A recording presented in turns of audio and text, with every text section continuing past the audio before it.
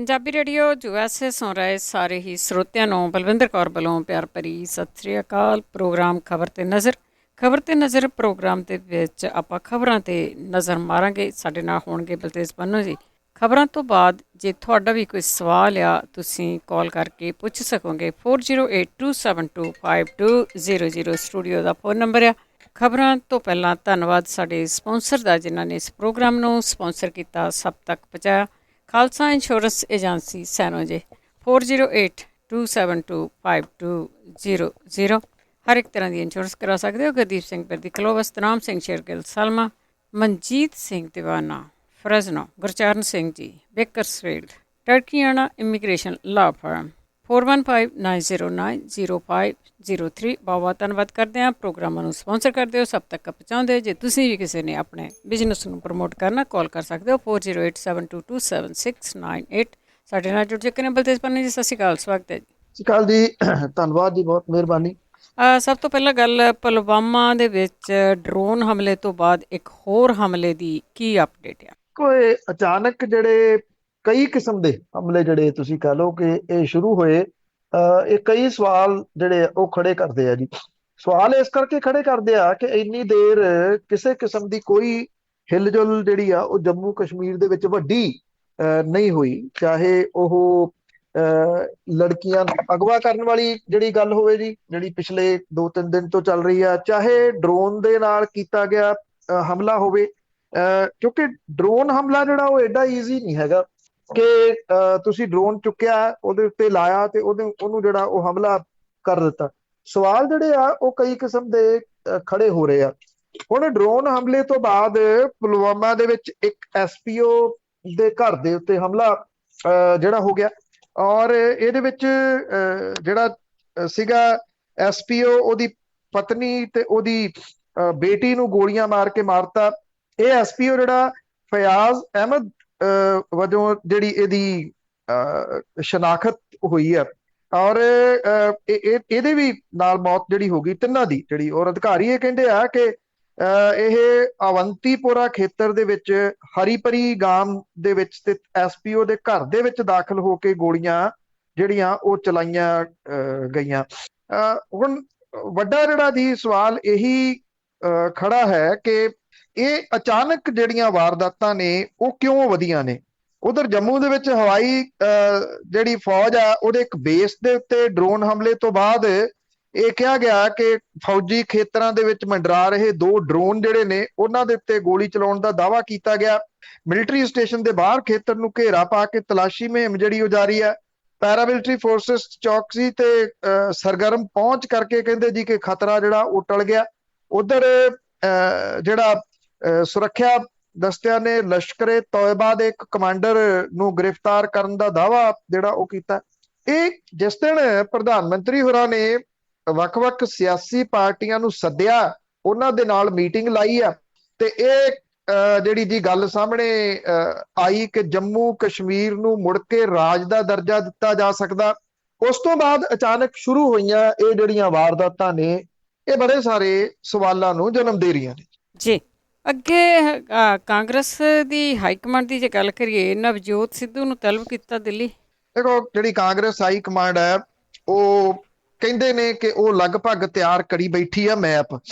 ਹੁਣ ਇਹ ਜਿਹੜਾ ਮੈਪ ਹੈ ਇਹਦੇ ਵਿੱਚੋਂ ਕੀ ਨਿਕਲਦਾ ਇਹ ਬਹੁਤ ਅਹਿਮ ਜਿਹੜਾ ਉਹ ਹੋਊਗਾ, ਕਿਉਂਕਿ ਜਿਹੜੇ ਇੱਥੇ ਪੰਜਾਬ ਦੇ ਵਿੱਚ ਇਹ ਕਾਂਗਰਸ ਦੀ ਜਿਹੜੀ ਆਪਸੀ ਲੜਾਈ ਆ ਉਹ ਇਸ ਵੇਲੇ ਸਿਖਰ ਤੇ ਆ। ਪੰਜਾਬ ਕਾਂਗਰਸ ਲਗਭਗ ਜਿਹੜੀ ਬਹੁਤੀ ਉਹ ਦਿੱਲੀ ਬੈਠੀ ਆ। ਮੁੱਖ ਮੰਤਰੀ ਹੋਰੀ ਤਕਰੀਬਨ ਆਪਣੀ ਹੁਣ ਤੱਕ ਦੀ ਟਰਮ ਦੇ ਵਿੱਚ ਪੰਜਾਬ 'ਚ ਨਿਕਲੇ ਨਹੀਂ। ਮੈਨੂੰ ਨਹੀਂ ਲੱਗਦਾ ਉਹਨਾਂ ਦੀ ਸਿਹਤ ਦੇ ਉੱਤੇ ਕੋਈ ਬਹੁਤਾ ਅਸਰ ਹੋਇਆ ਜਿਹੜੇ 18 ਪੁਆਇੰਟ ਉਹਨਾਂ ਨੂੰ ਦੇ ਕੇ ਹਾਈ ਕਮਾਂਡ ਨੇ ਤੋਰਿਆ ਸੀ, ਕਿਉਂਕਿ ਅਜੇ ਤੱਕ ਇਹਦੇ ਉੱਤੇ ਕੋਈ ਹਿਲਜੁਲ ਨਜ਼ਰ ਨਹੀਂ ਆਈ। ਹਿਲਜੁਲ ਇਨ ਦਾ ਸੈਂਸ ਕਿ ਕੋਈ ਕਿਸੇ ਜਗ੍ਹਾ ਦੇ ਉੱਤੇ ਲੱਗਿਆ ਹੋਵੇ, ਚਾਹੇ ਉਹ ਮਾਮਲਾ ਬਰਗਾੜੀ ਵਾਲਾ ਹੈ, ਠੀਕ ਹੈ, ਉਹਦੀ ਜਿਹੜੀ STF ਹੈ SIT ਜਿਹੜੀ ਆ ਉਹਦੀ ਜਾਂਚ ਕਰ ਰਹੀ ਆ, ਉਹ ਜਾਂਚ ਤੱਕ ਕੁਝ ਨਹੀਂ ਜਿਹੜਾ ਜੀ ਉਦੋਂ ਤੱਕ ਹੋਣਾ। ਪਰ ਉਸ ਜਾਂਚ ਦੇ ਉੱਤੇ ਵੀ ਵੱਡੇ ਸਵਾਲ ਜਿਹੜੇ ਉਹ ਖੜੇ ਹੋ ਗਏ ਹੋਏ ਆ, ਕਿਉਂਕਿ ਇੱਕ ਵਿਅਕਤੀ ਜਿਹੜਾ ਉਸ ਜਾਂਚ ਦੇ ਵਿੱਚ ਪਾਇਆ ਗਿਆ ਜਿਹੜਾ ਕਿ ਉਹਦਾ ਉੱਥੇ ਕੋਈ ਕੰਮ ਨਹੀਂ ਸੀਗਾ, ਉਹ ਕਿਉਂ ਆਇਆ ਉੱਥੇ, ਜਿਹੜਾ ਉਹ ਸਿੰਗਲਾ, ਉਹ ਬੜੇ ਵੱਡਾ ਪੁਆਇੰਟ ਹੈ। ਸਿੰਗਲਾ ਜਿਹੜਾ ਹੈ ਜੀ ਉਹ ਸਰਕਾਰੀ ਵਕੀਲ ਰਿਹਾ ਉਸ ਵੇਲੇ ਵੀ, ਜਦੋਂ ਪ੍ਰਕਾਸ਼ ਸਿੰਘ ਬਾਦਲ, ਸੁਖਬੀਰ ਸਿੰਘ ਬਾਦਲ ਹੋਰਾਂ ਦੇ ਉੱਤੇ 2003 ਦੇ ਵਿੱਚ ਜਿਹੜੇ ਕੇਸ ਪਏ ਸੀਗੇ ਵਿਜੀਲੈਂਸ ਤੇ, ਉਸ ਵੇਲੇ ਉਹ ਸਰਕਾਰੀ ਵਕੀਲ ਸੀ। ਉਸ ਵੇਲੇ ਮੁੜ ਕੇ ਜਦੋਂ ਅਕਾਲੀ ਸਰਕਾਰ ਆਈ ਤੇ ਭਰਤਿੰਦਰ ਚਹਿਲ ਹੋਰਾਂ ਦੇ ਉੱਤੇ ਅਕਾਲੀ ਸਰਕਾਰ ਨੇ ਕੇਸ ਜਿਹੜੇ ਉਹ ਕੀਤੇ, ਉਹਨਾਂ ਦੇ ਵਿੱਚ ਵੀ ਉਹ ਸਰਕਾਰੀ ਵਕੀਲ ਸੀਗਾ। ਉਹ ਸਰਕਾਰੀ ਵਕੀਲ ਦੇ ਅਹੁਦੇ ਤੋਂ ਰਿਟਾਇਰ ਹੋ ਗਿਆ। ਰਿਟਾਇਰ ਹੋ ਕੇ ਫਿਰ ਉਹ ਕਿਵੇਂ ਮੁੜ ਕੇ ਜਿਹੜਾ ਇਸ SIT ਦਾ ਹਿੱਸਾ ਬਣ ਗਿਆ, ਇਹ ਵੱਡਾ ਸਵਾਲ ਹੈ। ਉਹਦੇ ਉੱਤੇ ਕਿੰਤੂ ਪਰੰਤੂ ਹੋਇਆ ਤੇ ਉਹ ਕਹਿੰਦੇ ਅਸਤੀਫਾ ਦੇ ਗਿਆ। ਇਟ ਮੀਨਸ ਕਿ ਉਹਨੂੰ SIT ਦੇ ਵਿੱਚ ਸ਼ਾਮਲ ਕਰਕੇ ਇੱਕ ਮੌਕਾ ਦੇ ਦਿੱਤਾ ਗਿਆ ਹਾਈ ਕੋਰਟ ਦੇ ਮੁੜ ਕੇ ਫੇਰ ਜਾਣ ਦਾ।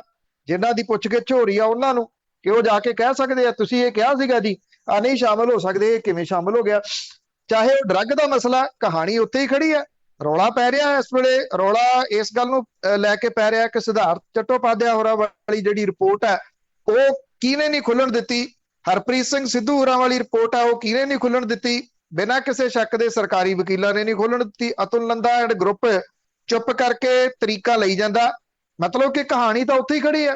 ਹੁਣ ਹਾਈ ਕਮਾਂਡ ਇਹ ਜਿਹੜੇ ਪੁਆਇੰਟ ਨੇ ਇਹਨਾਂ ਦੇ ਉੱਤੇ ਕਿੰਨੀ ਦੇਰ ਉਹਨੇ ਜਿਹੜਾ ਦੀ ਉਹ ਸਮਾਂ ਦਿੱਤਾ, ਕਿੰਨਾ ਚਿਰ ਉਹ ਇੰਤਜ਼ਾਰ ਕਰੂਗੀ, ਅਹਿਮ ਪੱਖ ਹੈ। ਨਵਜੋਤ ਸਿੰਘ ਸਿੱਧੂ ਨੂੰ ਜ਼ਰੂਰ ਉਹਨਾਂ ਨੇ ਸੱਦਿਆ ਹਾਈ ਕਮਾਂਡ ਨੇ ਦਿੱਲੀ। ਇਹ ਕਿਹਾ ਜਾ ਰਿਹਾ ਕਿ ਜਿਹੜਾ ਪੰਜਾਬ ਫਾਰਮੂਲਾ ਉਹਦੇ ਉੱਤੇ ਨਵਜੋਤ ਸਿੰਘ ਸਿੱਧੂ ਦੀ ਨਬਜ਼ ਟੋਈ ਜਾਊਗੀ। ਇਹ ਕਿਹਾ ਜਾ ਰਿਹਾ ਇੱਕ ਵਾਰੀ ਫੇਰ ਕਿ ਨਵਜੋਤ ਸਿੰਘ ਸਿੱਧੂ ਹੋਰਾਂ ਨੂੰ ਕੋਈ ਵੱਡੀ ਜ਼ਿੰਮੇਵਾਰੀ ਦਿੱਤੀ ਜਾ ਸਕਦੀ ਹੈ। ਜ਼ਿੰਮੇਵਾਰੀ ਕੀ ਆ, ਇਹ ਬੜਾ ਵੱਡਾ ਸਵਾਲ ਹੈ। ਕਿਆਸ ਅਰਾਈਆਂ ਅਟਕਲਾਂ ਬਹੁਤ ਸਾਰੀਆਂ ਲੱਗ ਰਹੀਆਂ ਨੇ। ਇਹ ਵੀ ਕਿਹਾ ਜਾ ਰਿਹਾ ਕਿ ਕਾਰਜਕਾਰੀ ਪ੍ਰਧਾਨ ਜਿਹੜੇ ਆ ਉਹ 3 ਲਾ ਕੇ ਉੱਤੇ ਪ੍ਰਧਾਨ ਲਾਇਆ ਜਾ ਸਕਦਾ। ਇਹ 3 ਪ੍ਰਧਾਨ ਜਿਹੜੇ ਕਾਰਜਕਾਰੀ ਮਾਲਵਾ, ਦੁਆਬਾ ਤੇ ਮਾਝਾ ਦੇ ਰੂਪ ਦੇ ਵਿੱਚ ਹੋ ਸਕਦੇ ਆ। ਜੇ ਨਵਜੋਤ ਸਿੰਘ ਸਿੱਧੂ ਨੂੰ ਪ੍ਰਧਾਨ ਬਣਾਇਆ ਜਾਂਦਾ ਪੰਜਾਬ ਪ੍ਰਦੇਸ਼ ਕਾਂਗਰਸ ਦਾ, ਤਾਂ ਟਕਸਾਲੀ ਕਾਂਗਰਸੀ ਉਹਨੂੰ ਕਿਵੇਂ ਬਰਦਾਸ਼ਤ ਕਰਨਗੇ? ਜਾਂ 3 ਜਿਹੜੇ ਕਾਰਜਕਾਰੀ ਪ੍ਰਧਾਨ ਨੇ ਉਹ ਲਾਉਣ ਦਾ ਮਤਲਬ ਫਿਰ ਕੀ ਰਹੂਗਾ ਕਿ ਉਹਨੂੰ ਇੰਡੀਪੈਂਡੈਂਟ ਨਹੀਂ ਕੋਈ ਜ਼ਿੰਮੇਵਾਰੀ ਦਿੱਤੀ ਜਾ ਸਕਦੀ, ਉਹ ਇਸ ਜ਼ਿੰਮੇਵਾਰੀ ਨੂੰ ਐਕਸੈਪਟ ਕਰੂਗਾ? ਇਹ ਵੱਡਾ ਜਿਹੜਾ ਸਵਾਲ ਹੈ। ਕੈਪਟਨ ਅਮਰਿੰਦਰ ਸਿੰਘ ਹੋਰੀ ਨਵਜੋਤ ਸਿੱਧੂ ਨੂੰ ਕਿਵੇਂ ਬਰਦਾਸ਼ਤ ਕਰਨਗੇ? ਇਹ ਉਹ ਤੋਂ ਅਗਲਾ ਜਿਹੜਾ ਉਹ ਸਵਾਲ ਹੈ। ਅੱਜ ਨਵਜੋਤ ਸਿੰਘ ਸਿੱਧੂ ਦੀ ਮੁਲਾਕਾਤ ਜਿਹੜੀ ਆ ਰਾਹੁਲ ਗਾਂਧੀ ਤੇ ਪ੍ਰਿਯੰਕਾ ਗਾਂਧੀ ਵਾਡਰਾ ਦੇ ਨਾਲ ਹੋਣੀ ਆ, ਜਿਨ੍ਹਾਂ ਨੇ ਉਹਨੂੰ ਗੱਲਬਾਤ ਦੇ ਵਾਸਤੇ ਜਿਹੜਾ ਉਹ ਸੱਦਿਆ। ਉਂਝ ਵੈਸੇ ਪਿਛਲੇ 3-4 ਦਿਨ ਤੋਂ ਨਵਜੋਤ ਸਿੰਘ ਸਿੱਧੂ ਦੀ ਜਿਹੜੀ ਸੂਈ ਪਹਿਲਾਂ ਕੈਪਟਨ ਅਮਰਿੰਦਰ ਸਿੰਘ ਹੋਰਾਂ ਦੇ ਉੱਤੇ ਅਟਕੀ ਸੀ, ਉੱਥੋਂ ਹਿੱਲ ਪਈ ਆ। ਤੇ ਇਹ ਦੂਜੇ ਪਾਸੇ ਨੂੰ ਡਰੱਗ ਵਾਲੇ ਮਸਲੇ ਦੇ ਉੱਤੇ, ਕਿਸਾਨਾਂ ਦੇ ਮਸਲੇ ਦੇ ਉੱਤੇ ਜਿਹੜੀ ਆ ਉਹ ਚੱਲੀ ਆ। ਉਹਨਾਂ ਨੇ ਡਰੱਗ ਵਾਲੇ ਮੁੱਦੇ ਦੇ ਉੱਤੇ DGP ਨੂੰ ਵੀ ਘੇਰਿਆ, ਔਰ ਉਹ ਜਿਹੜੇ ਇਹ ਸਰਕਾਰੀ ਵਕੀਲ ਨੇ ਉਹਨਾਂ ਨੂੰ ਵੀ ਘੇਰ ਰਹੇ ਨੇ। ਕੀ ਪਹਿਲਾਂ ਜਿਹੜੇ ਹਮਲੇ ਹੋਏ ਸੀਗੇ ਉਹ ਹਾਈ ਕਮਾਂਡ ਨੇ ਕਰਾਏ, ਜਾਂ ਉਸ ਮਾਮਲੇ ਦੇ ਵਿੱਚ ਕੋਈ ਪੁੱਛਗਿੱਛ ਜਿਹੜੀ ਆ ਨਵਜੋਤ ਸਿੰਘ ਸਿੱਧੂ ਹੋਰਾਂ ਤੋਂ ਨਹੀਂ ਕੀਤੀ ਹਾਈ ਕਮਾਂਡ ਨੇ?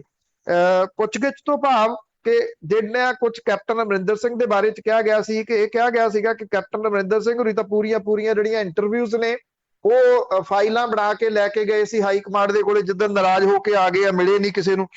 ਕੀ ਉਹਨਾਂ ਨੇ ਵੇਖੀਆਂ ਨਹੀਂ? ਜੇ ਵੇਖੀਆਂ ਨੇ ਉਹਦੇ ਉੱਤੇ ਜੇ ਐਕਸ਼ਨ ਕੋਈ ਨਹੀਂ ਕੀਤਾ, ਤਾਂ ਇਹਦਾ ਮਤਲਬ ਇਹ ਆ ਕਿ ਹਾਈ ਕਮਾਂਡ ਦੀ ਕਿਤੇ ਮਿਲੀ ਭੁਗਤ ਦੇ ਨਾਲ ਇਹ ਸਾਰਾ ਕੁਝ ਜਿਹੜਾ ਹੋ ਰਿਹਾ।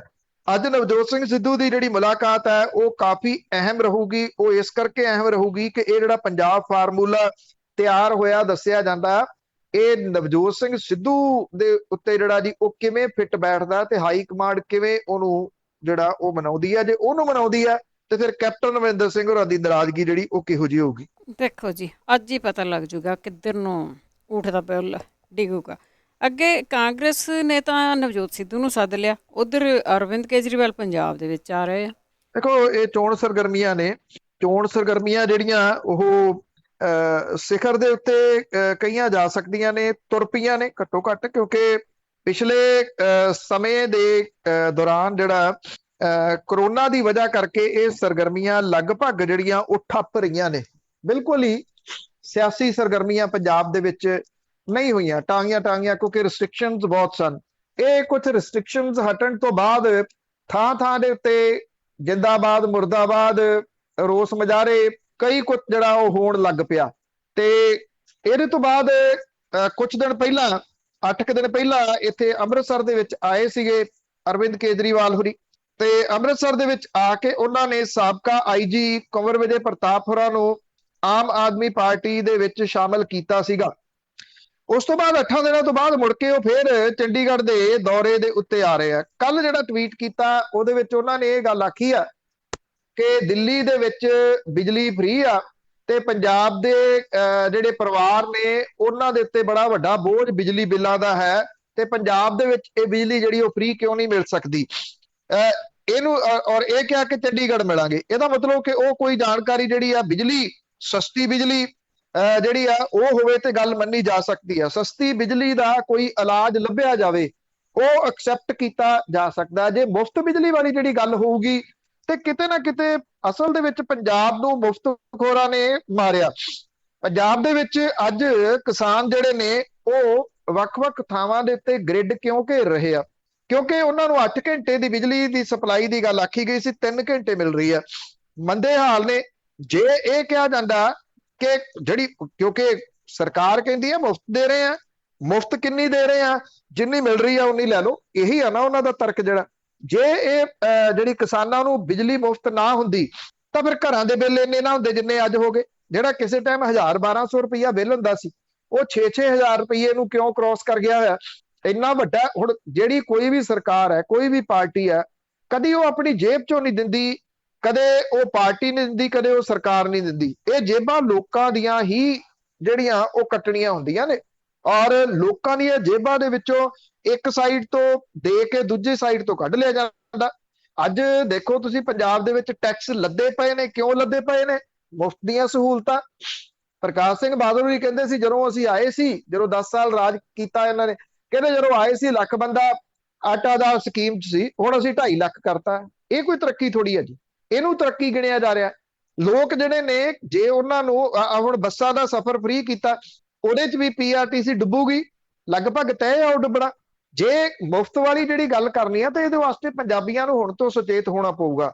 ਜਿਹੜੀ ਵੀ ਪਾਰਟੀ ਕੁਝ ਵੀ ਮੁਫਤ ਦੇਣ ਦੀ ਗੱਲ ਕਰਦੀ ਹੈ ਉਹਨੂੰ ਸਭ ਤੋਂ ਪਹਿਲਾਂ ਸਵਾਲ ਜਿਹੜਾ ਇਹ ਕੀਤਾ ਜਾ ਕਿ ਅਰਥਚਾਰਾ ਜਿਹੜਾ ਡੁੱਬ ਗਿਆ ਉਹਨੂੰ ਤੁਸੀਂ ਪੈਰਾਂ ਸਿਰ ਕਿਵੇਂ ਲੈ ਕੇ ਆਓਗੇ? ਜੇ ਤੁਸੀਂ ਚੀਜ਼ਾਂ ਮੁਫਤ ਦੇਣੀਆਂ ਨੇ ਤੇ ਅਰਥਚਾਰਾ ਪੈਰਾਂ ਸਿਰ ਨਹੀਂ ਹੋ ਸਕਣਾ, ਕਿਸੇ ਵੀ ਹਾਲਤ ਦੇ ਵਿੱਚ ਨਹੀਂ ਹੋ ਸਕਣਾ ਜੀ। ਕਿਉਂਕਿ ਸਭ ਤੋਂ ਵੱਡੀ ਮੁਸ਼ਕਲ ਜਿਹੜੀ ਆ ਉਹਦੇ ਵਿੱਚ ਮੁਫਤ ਵਾਲੀ ਆਊਗੀ। ਮੁਫਤ ਚੀਜ਼ ਜਿਹੜੀ ਆ, ਜਿਹੜੀ ਤੁਸੀਂ ਮੁੱਲ ਲੈ ਰਹੇ ਹੋ ਬਾਹਰੋਂ, ਉਹ ਮੁੱਲ ਲੈ ਕੇ ਤੁਸੀਂ ਕਿਵੇਂ ਮੁਫਤ ਦੇ ਸਕਦੇ ਹੋ? ਜੇ ਤਾਂ ਕੋਈ ਨੈਚੁਰਲ ਰਿਸੋਰਸ ਹੋਵੇ ਤੇ ਬਿਨਾਂ ਕਿਸੇ ਸ਼ੱਕ ਦੇ ਉਹ ਜਿਹੜੇ ਨਾਗਰਿਕ ਨੇ ਉਹਨਾਂ ਨੂੰ ਉਹਦਾ ਫਾਇਦਾ ਹੋਣਾ ਚਾਹੀਦਾ। ਬਿਜਲੀ ਜਿਹੜੀ ਆ ਉਹ ਨੈਚੁਰਲ ਰਿਸੋਰਸ ਨਹੀਂ ਗੀ। ਭਾਖੜਾ ਜਿਹੜਾ ਡੈਮ ਹੈ ਉੱਥੋਂ ਜਿਹੜੀ ਪੈਦਾ ਹੁੰਦੀ ਬਿਜਲੀ ਉਹ ਲੋਕਾਂ ਦੀ ਆ। ਜਾਂ ਜਿਹੜੇ ਥਰਮਲ ਪਲਾਂਟ ਲੋਕਾਂ ਦੇ ਪੈਸੇ ਦੇ ਨਾਲ ਲੱਗੇ ਸੀ ਸਰਕਾਰੀ, ਉਹ ਲੋਕਾਂ ਦੇ ਸੀ। ਉਹ ਹੌਲੀ ਹੌਲੀ ਕਰਕੇ ਹੜੱਪ ਲਏ ਇਹਨਾਂ ਸਰਕਾਰਾਂ ਨੇ। ਹੁਣ ਰਹਿ ਗਿਆ ਦਾਰੋਮਦਾਰ ਜਿਹੜਾ ਸਾਰਾ ਪ੍ਰਾਈਵੇਟ ਜਿਹੜੇ ਆਪਰੇਟਰ ਨੇ ਉਹਨਾਂ ਦੇ ਉੱਤੇ। ਤੇ ਪ੍ਰਾਈਵੇਟ ਦੇ ਨਾਲ ਰਾਜ ਕਰਾਂਗੇ 25 ਸਾਲ ਵਾਲੇ, 25 ਸਾਲ ਦੇ ਸਮਝੌਤੇ ਕਰ ਗਏ ਔਰ ਉਹ ਸਮਝੌਤੇ ਜਿਹੜੇ ਆ ਅੱਜ ਪੰਜਾਬੀਆਂ ਦੇ ਵਾਸਤੇ ਪਹਿਲਾਂ ਹੀ ਮੁਸੀਬਤ ਬਣੇ ਹੋਏ ਆ। ਅੱਜ ਪ੍ਰੈਸ ਕਾਨਫਰੰਸ ਦੇ ਵਿੱਚ ਅਰਵਿੰਦ ਕੇਜਰੀਵਾਲ ਹੁਣੀ ਕਿਹੜੀ ਚੀਜ਼ ਮੁਫਤ ਦੇਣ ਦਾ ਐਲਾਨ ਕਰਦੇ ਆ, ਇਹ ਅਜੇ ਵੇਖਣਾ ਹੋਊਗਾ ਜੀ ਦੁਪਹਿਰ ਤੱਕ ਜੀ। ਤੇ ਅੱਗੇ ਕਰਦੇ ਆ ਗੱਲ, ਦਿੱਲੀ ਹਾਈ ਕੋਰਟ ਨੇ ਡਿਜੀਟਲ ਮੀਡੀਆ ਦੇ ਲਈ ਜਿਹੜੇ ਨਵੇਂ ਕਾਨੂੰਨ ਸੀ ਉਸ ਲਾਉਣ ਤੋਂ ਨਾ ਕੀਤੀ ਹੈ। ਬਿਲਕੁਲ ਜੀ। ਐਕਚੁਅਲੀ ਇਹਨਾਂ ਦਿਨਾਂ ਦੇ ਵਿੱਚ ਕੀ ਆ ਕਿ ਇਹ ਮਾਮਲਾ ਬਹੁਤ ਭਖਿਆ ਹੋਇਆ। ਜਿਹੜੀ ਸੰਸਦੀ ਕਮੇਟੀ ਆ ਉਹਨੇ ਵੀ ਅੱਜ ਗੂਗਲ ਤੇ ਫੇਸਬੁੱਕ ਨੂੰ ਤਲਬ ਕੀਤਾ ਹੋਇਆ ਸੰਮਣ ਭੇਜ ਕੇ ਔਰ ਇਹ ਆਖਿਆ ਕਿ ਉਹ ਦੱਸੇ ਆ ਕਿ ਕੁਝ ਜਿਹੜੀਆਂ ਚੀਜ਼ਾਂ ਕਾਂਗਰਸ ਦੇ ਜਿਹੜੇ ਮੈਂਬਰ ਪਾਰਲੀਮੈਂਟ ਨੇ ਸ਼ਸ਼ੀ ਥਰੂਰ, ਉਹਨਾਂ ਦੀ ਅਗਵਾਈ ਵਾਲੀ ਸੰਸਦੀ ਕਮੇਟੀ ਜਿਹੜੀ ਆ ਉਹਦੇ ਸਾਹਮਣੇ ਪੇਸ਼ ਹੋਣਾ ਪੈਣਾ ਗੂਗਲ ਤੇ ਫੇਸਬੁੱਕ ਨੂੰ। ਡਿਜੀਟਲ ਮੀਡੀਆ ਲਈ ਤੈਅ ਕੀਤੇ ਗਏ ਜਿਹੜੇ ਨਵੇਂ ਆਈਟੀ ਨਿਯਮ ਨੇ ਉਹਨਾਂ ਦੇ ਉੱਤੇ ਰੋਕ ਲਾਉਣ ਤੋਂ ਦਿੱਲੀ ਹਾਈ ਕੋਰਟ ਨੇ ਨਾ ਕੀਤੀ ਆ। ਅਦਾਲਤ ਨੇ ਇਹ ਕਿਹਾ ਕਿ ਇਸ ਤਰ੍ਹਾਂ ਦਾ ਹੁਕਮ ਪਾਸ ਕਰਨ ਦੇ ਉੱਤੇ ਉਹ ਪਟੀਸ਼ਨ ਕਰਤਾਵਾਂ ਦੇ ਨਾਲ ਸਹਿਮਤ ਨਹੀਂ ਹੈ। ਫਾਊਂਡੇਸ਼ਨ ਫਾਰ ਇੰਡੀਪੈਂਡੈਂਟ ਜਰਨਲਿਜ਼ਮ, ਦੀ Wire, Quint Digital Media Limited, Alt News ਚਲਾਉਣ ਵਾਲੀ ਕੰਪਨੀ ਜਿਹੜੀ ਪ੍ਰਵਦਾ ਮੀਡੀਆ ਫਾਊਂਡੇਸ਼ਨ ਨੇ, ਸੂਚਨਾ ਤਕਨੀਕ ਜਿਹੜੀ ਆ ਡਿਜੀਟਲ ਮੀਡੀਆ ਕੋਡ 2021 ਦੇ ਉੱਤੇ ਰੋਕ ਲਾਉਣ ਦੀ ਅਪੀਲ ਕੀਤੀ। ਇਹਨਾਂ ਕੰਪਨੀਆਂ ਦਾ ਇਹ ਕਹਿਣਾ ਸੀਗਾ ਕਿ ਉਹਨਾਂ ਨੂੰ ਇੱਕ ਨੋਟਿਸ ਜਾਰੀ ਕੀਤਾ ਗਿਆ ਜਿਹਦੇ ਵਿੱਚ ਕਿਹਾ ਗਿਆ ਕਿ ਉਹਨਾਂ ਨੂੰ ਨਿਯਮਾਂ ਦਾ ਪਾਲਣ ਕਰਨਾ ਹੋਊਗਾ ਇਸ ਤਰ੍ਹਾਂ ਨਾ ਕਰਨ ਤੇ ਉਹਨਾਂ ਦੇ ਵਿਰੁੱਧ ਕਾਰਵਾਈ ਕੀਤੀ ਜਾਊਗੀ। ਜਸਟਿਸ ਸੀ ਹਰੀ ਸ਼ੰਕਰ ਤੇ ਜਸਟਿਸ ਸੁਬਰਾਮਣੀਅਮ ਪ੍ਰਸਾਦ ਤੇ ਬੈਂਚ ਨੇ ਇਹ ਕਿਹਾ ਕਿ ਇਹਨਾਂ ਕੰਪਨੀਆਂ ਨੂੰ ਸਿਰਫ ਨੋਟੀਫਿਕੇਸ਼ਨ ਦਾ ਪਾਲਣ ਕਰਵਾਉਣ ਲਈ ਨੋਟਿਸ ਜਾਰੀ ਕੀਤਾ ਗਿਆ, ਜਿਹਦੇ ਉੱਤੇ ਕੋਈ ਰੋਕ ਨਹੀਂ ਆ। ਬੈਂਚ ਨੇ ਇਹ ਵੀ ਕਿਹਾ ਕਿ ਉਹ ਕੰਪਨੀਆਂ ਦੇ ਨਾਲ ਸਹਿਮਤ ਨਹੀਂ। ਅਦਾਲਤ ਨੇ ਕਿਹਾ ਕਿ ਜੇ ਕੰਪਨੀਆਂ ਚਾਹੁੰਦੀਆਂ ਨੇ ਤਾਂ ਉਹ ਵਿਸਥਾਰ ਦੇ ਵਿੱਚ ਹੁਕਮ ਜਾਰੀ ਜਿਹੜੇ ਆ ਉਹ ਕਰ ਦੇਣਗੇ। ਤੇ ਇਹ ਜਿਹੜੇ ਹੁਕਮ ਨੇ ਉਹ ਇਸ ਸੰਦਰਭ ਦੇ ਵਿੱਚ ਜਿਹੜੇ ਜਾਰੀ ਕੀਤੇ ਜਾਣਗੇ ਕਿ ਇਸ ਮਾਮਲੇ ਨੂੰ ਰੋਸਟਰ ਬੈਂਚ ਦੁਬਾਰਾ ਨੋਟੀਫਾਈ ਕਰ ਸਕੇ। ਅਸਲ ਦੇ ਵਿੱਚ ਜਦੋਂ ਇਹ ਆਈਟੀ ਨਿਯਮ ਆਏ ਨੇ, ਤੁਹਾਨੂੰ ਯਾਦ ਹੋਣਾ ਮੈਂ ਉਦੋਂ ਵੀ ਇਹ ਗੱਲ ਜਿਹੜੀ ਕਹੀ ਸੀਗੀ ਕਿ ਅਸਲ ਦੇ ਵਿੱਚ ਜਿਹੜੇ ਵੈਬ ਪੋਰਟਲ ਨੇ, ਜਿਹੜੇ ਤੁਸੀਂ ਇਹ ਕਹਿ ਲਓ ਕਿ ਪੱਤਰਕਾਰੀ ਦੇ ਵਿੱਚ ਜਿਹੜੀ ਖੋਜੀ ਪੱਤਰਕਾਰੀ ਹੈ, ਉਹਦੇ ਉੱਤੇ ਬਹੁਤ ਜ਼ਿਆਦਾ ਜਿਹੜਾ ਜੀ ਉਹ ਕੰਮ ਕਰ ਰਹੇ ਆ। ਔਰ ਜਦੋਂ ਉਹਦੇ ਉੱਤੇ ਕੰਮ ਹੋ ਰਿਹਾ ਤੇ ਫਿਰ ਜਿਹੜਾ ਜੀ ਸਰਕਾਰ ਜਿਹੜੀ ਆ ਉਹਦੇ ਪੋਲ ਖੁੱਲ ਰਹੇ ਨੇ। ਜਦੋਂ ਉਹਦੇ ਪੋਲ ਖੁੱਲ ਰਹੇ ਨੇ ਤੇ ਉਹ ਉਹਨੂੰ ਬਰਦਾਸ਼ਤ ਨਹੀਂ ਜਿਹੜਾ ਜੀ ਹੋ ਰਿਹਾ, ਜਿਹਦੇ ਕਰਕੇ ਅਸਲ ਦੇ ਵਿੱਚ ਇਹ ਜਿਹੜੀਆਂ ਪਾਬੰਦੀਆਂ ਨੇ ਇਹ ਇਹਨਾਂ ਵੈਬ ਪੋਰਟਲ ਦੇ ਉੱਤੇ ਹੀ ਆਉਂਦੇ ਸਮੇਂ 'ਚ ਲੱਗਣੀਆਂ ਨੇ। ਇਹ ਚੰਗੀ ਗੱਲ ਹੈ ਕਿ ਇਹ ਸਾਰੇ ਇਕੱਠੇ ਹੋ ਕੇ ਜਿਹੜਾ ਹਾਈ ਕੋਰਟ ਦੇ ਵਿੱਚ ਗਏ ਆ। ਔਰ ਜੇ ਹਾਈ ਕੋਰਟ ਦੇ ਵਿੱਚੋਂ ਨਹੀਂ ਬਹੁਤੀ ਸੁਣਵਾਈ ਹੋਈ, ਇੱਕ ਤਾਂ ਜਿਵੇਂ ਉਹਨਾਂ ਨੇ ਕਿਹਾ ਕਿ ਉਹ ਰੋਸਟਰ ਜਿਹੜਾ ਜਾਰੀ ਕਰਨਗੇ ਜਾਂ ਅੱਗੋਂ ਇਹ ਸੁਪਰੀਮ ਕੋਰਟ ਦੇ ਵਿੱਚ ਜਿਹੜਾ ਜੀ ਉਹ ਜਾ ਸਕਦੇ ਆ। ਇਹ ਸ਼ਿਕੰਜਾ ਅਸਲ ਦੇ ਵਿੱਚ ਵੈਬ ਪੋਰਟਲ ਦੀ ਵਾਇਰ ਹੋ ਗਿਆ, ਕੈਰਾਵਾਨ ਹੋ ਗਿਆ, ਇਸ ਤਰ੍ਹਾਂ ਦੇ ਅਖਬਾਰਾਂ, ਨਿਊਜ਼ ਲਾਂਡਰੀ ਹੋ ਗਿਆ, ਇਹ ਐਕਚੁਅਲੀ ਜਿਹੜਾ ਜੀ ਉਹ ਸਰਕਾਰ ਦੇ ਪਰਦੇ ਜਿਹੜੇ ਆ ਜੀ ਉਹ ਸਾਰੇ ਲਗਭਗ ਖੋਲੀ ਜਾ ਰਹੇ ਆ, ਜਿੱਥੋਂ ਇਹਨਾਂ ਨੂੰ ਸਭ ਤੋਂ ਜ਼ਿਆਦਾ ਤਕਲੀਫ ਜਿਹੜੀ ਆ ਉਹ ਹੋਈ ਹੈ ਜੀ। ਜੀ, ਤੇ ਅੱਗੇ ਸੰਯੁਕਤ ਕਿਸਾਨ ਮੋਰਚੇ ਦੀ ਗੱਲ ਕਰੀਏ ਤੇ ਉਹਨਾਂ ਨੇ ਕਿਹਾ ਕਿ ਕੇਸ ਵਾਪਸ ਲਓ, ਨਹੀਂ ਤਾਂ ਅਸੀਂ ਥਾਣੇ ਘੇਰਾਂਗੇ। ਐਕਚੁਅਲੀ ਜਿਸ ਦਿਨ ਸ਼ਨੀਚਰਵਾਰ ਨੂੰ ਚੰਡੀਗੜ੍ਹ ਦੇ ਵਿੱਚ ਕਿਸਾਨ ਜਥੇਬੰਦੀਆਂ ਨੇ, ਸੰਯੁਕਤ ਕਿਸਾਨ ਮੋਰਚਾ ਨੇ ਰਾਜ ਭਵਨ ਜਾ ਕੇ ਰਾਜਪਾਲ ਨੂੰ ਮੈਮੋਰੰਡਮ ਦੇਣ ਦੀ ਗੱਲ ਆਖੀ ਸੀਗੀ। ਬੜੇ ਸਾਰੇ ਲੋਕ ਕਹਿੰਦੇ ਆ ਕਿ ਇਹ ਸਮਝ ਦੀ ਗੱਲ ਹੁੰਦੀ ਆ, ਸਮਝੋ ਜਿਹੜੇ ਉਹ ਸਮਝਦੇ ਨਹੀਂ ਇਸ ਗੱਲ ਨੂੰ ਕਿ ਇਹਦਾ ਪਰਪਸ ਕੀ ਸੀਗਾ। ਲੋਕ ਇਹ ਕਹੀ ਜਾਂਦੇ ਆ ਕਿ ਰਾਸ਼ਟਰਪਤੀ ਨੂੰ ਮੰਗ ਪੱਤਰ ਕਿਉਂ, ਜੇ ਰਾਸ਼ਟਰਪਤੀ ਨੂੰ ਦੇਣਾ ਸੀ ਤੇ ਸਿੱਧਾ ਰਾਸ਼ਟਰਪਤੀ ਨੂੰ ਕਿਉਂ ਨਹੀਂ।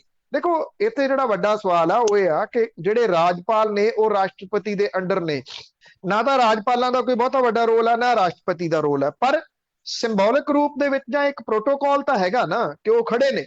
ਦੂਸਰੀ ਗੱਲ, ਸੰਯੁਕਤ ਕਿਸਾਨ ਮੋਰਚੇ ਨੇ ਕਿਉਂਕਿ ਜਦੋਂ ਤੁਸੀਂ ਕਿਸੇ ਚੀਜ਼ ਨੂੰ ਰਾਜਾਂ ਦੇ ਵਿੱਚ ਫੈਲਾਉਣਾ, ਉਹਨੂੰ ਫੈਲਾਉਣ ਦੇ ਵਾਸਤੇ ਤੁਸੀਂ ਕਿਹੜਾ ਪ੍ਰੋਗਰਾਮ ਦਿੰਦੇ ਹੋ ਜਿਹਦੇ ਨਾਲ ਬਹੁਤੇ ਰਾਜਾਂ ਦੇ ਵਿੱਚ ਉਹਦਾ ਅਸਰ ਜਿਹੜਾ ਜੀ ਉਹ ਵੇਖਣ ਨੂੰ ਮਿਲੇ।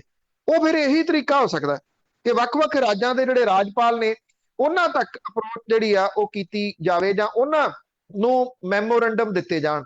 ਚੰਡੀਗੜ੍ਹ ਦੋ ਪਾਸਿਆਂ ਤੋਂ ਉਦਣ ਘੇਰਿਆ, ਇੱਕ ਤਾਂ ਇੱਥੋਂ ਚੱਲੇ ਜੀ ਜਿਹੜਾ ਸੀਗਾ ਗੁਰਦੁਆਰਾ ਅੰਬ ਸਾਹਿਬ ਤੋਂ, ਇਹਨਾਂ ਨੇ ਨਾਕੇ ਵਗੈਰਾ ਜਿਹੜਾ ਉਹ ਤੋੜ ਕੇ ਅੱਗੇ ਜਾ ਕੇ ਮੁਹਾਲੀ ਦੇ ਵਿੱਚੋਂ ਚੰਡੀਗੜ੍ਹ ਦੇ ਵਿੱਚ ਐਂਟਰ ਕਰ ਗਏ।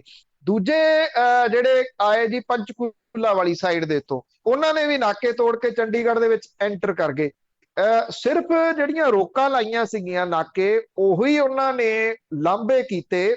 ਉਹ ਵੀ ਉਦੋਂ ਜਦੋਂ ਇਹ ਕਹਿੰਦੇ ਕਿ ਅਸੀਂ ਸ਼ਾਂਤਮਈ ਤਰੀਕੇ ਦੇ ਨਾਲ ਜਾਣਾ, ਅਸੀਂ ਸਿਰਫ ਮੈਮੋਰੰਡਮ ਜਿਹੜਾ ਉਹ ਦੇਣਾ। ਜਦੋਂ ਅੰਦਰ ਜਿਹੜਾ ਜੀ ਉਹ ਚਲੇ ਗਏ, ਉਹਨਾਂ ਨੇ ਅੰਦਰ ਜਾ ਕੇ ਸ਼ਹਿਰ ਦੀ ਕਿਸੇ ਕਿਸਮ ਦੀ ਕੋਈ ਭੰਨ ਤੋੜ ਨਹੀਂ ਕੀਤੀ, ਕਿਸੇ ਪਬਲਿਕ ਪ੍ਰਾਪਰਟੀ ਨੂੰ ਨੁਕਸਾਨ ਨਹੀਂ ਪਹੁੰਚਾਇਆ, ਕਿਸੇ ਪਬਲਿਕ ਜਾਇਦਾਦ ਨੂੰ ਕਿਸੇ ਕਿਸਮ ਦਾ ਨੁਕਸਾਨ ਨਹੀਂ ਕੀਤਾ, ਕੋਈ ਵਹੀਕਲ ਨਹੀਂ ਤੋੜਿਆ, ਕਿਸੇ ਨੂੰ ਸੱਟਾਂ ਨਹੀਂ ਲਾਈਆਂ, ਕਿਸੇ ਦੇ ਉੱਤੇ ਹਮਲਾ ਨਹੀਂ ਕੀਤਾ। ਜਿੱਥੇ ਜਾ ਕੇ ਅੰਦਰ ਇਹਨਾਂ ਨੂੰ ਰੋਕਿਆ ਗਿਆ, ਉੱਥੇ ਪੁਲਿਸ ਨੇ ਕਹਿਤਾ ਕਿ ਅਸੀਂ ਤੁਹਾਨੂੰ ਜਿਹੜਾ ਜੀ ਇਹ ਕਹਿੰਦੇ ਆ ਕਿ ਇੱਥੇ ਮੈਮੋਰੰਡਮ ਫੜਾ ਦਿਓ। ਅੱਛਾ, ਉੱਥੇ ਮੈਮੋਰੰਡਮ ਫੜਾਤਾ। ਬਲਬੀਰ ਸਿੰਘ ਰਾਜੇਵਾਲ ਹੋਰਾਂ ਨੇ ਜਾਂ ਕੁਝ ਜਿਹੜੇ ਆਗੂ ਸੀ ਉਹਨਾਂ ਨੇ ਚੰਡੀਗੜ੍ਹ ਦੇ ਵਿੱਚ ਇੱਕ ਜਗ੍ਹਾ ਦੇ ਉੱਤੇ ਇਹਨਾਂ ਨੌਜਵਾਨਾਂ ਨੂੰ ਰੋਕਿਆ ਵੀ, ਜਿੱਥੇ ਕਿ ਮੈਮੋਰੰਡਮ ਦਿੱਤਾ ਉੱਥੋਂ ਉਹ ਅੱਗੇ ਜਾਣਾ ਚਾਹੁੰਦੇ ਸੀ। ਔਰ ਉਹਨਾਂ ਨੇ ਨਹੀਂ ਜਾਣ ਦਿੱਤਾ ਕਿ ਜੇ ਇੱਥੇ ਮੈਮੋਰੰਡਮ ਜਿਹੜਾ ਉਹ ਫੜ ਰਹੇ ਨੇ ਤੇ ਫਿਰ ਜਿਹੜਾ ਆਪਾਂ ਨੂੰ ਇਹ ਤੋੜਨ ਦੀ ਨਾਕਾ ਜਿਹੜੀ ਉਹ ਜ਼ਰੂਰਤ ਨਹੀਂ ਗੀ।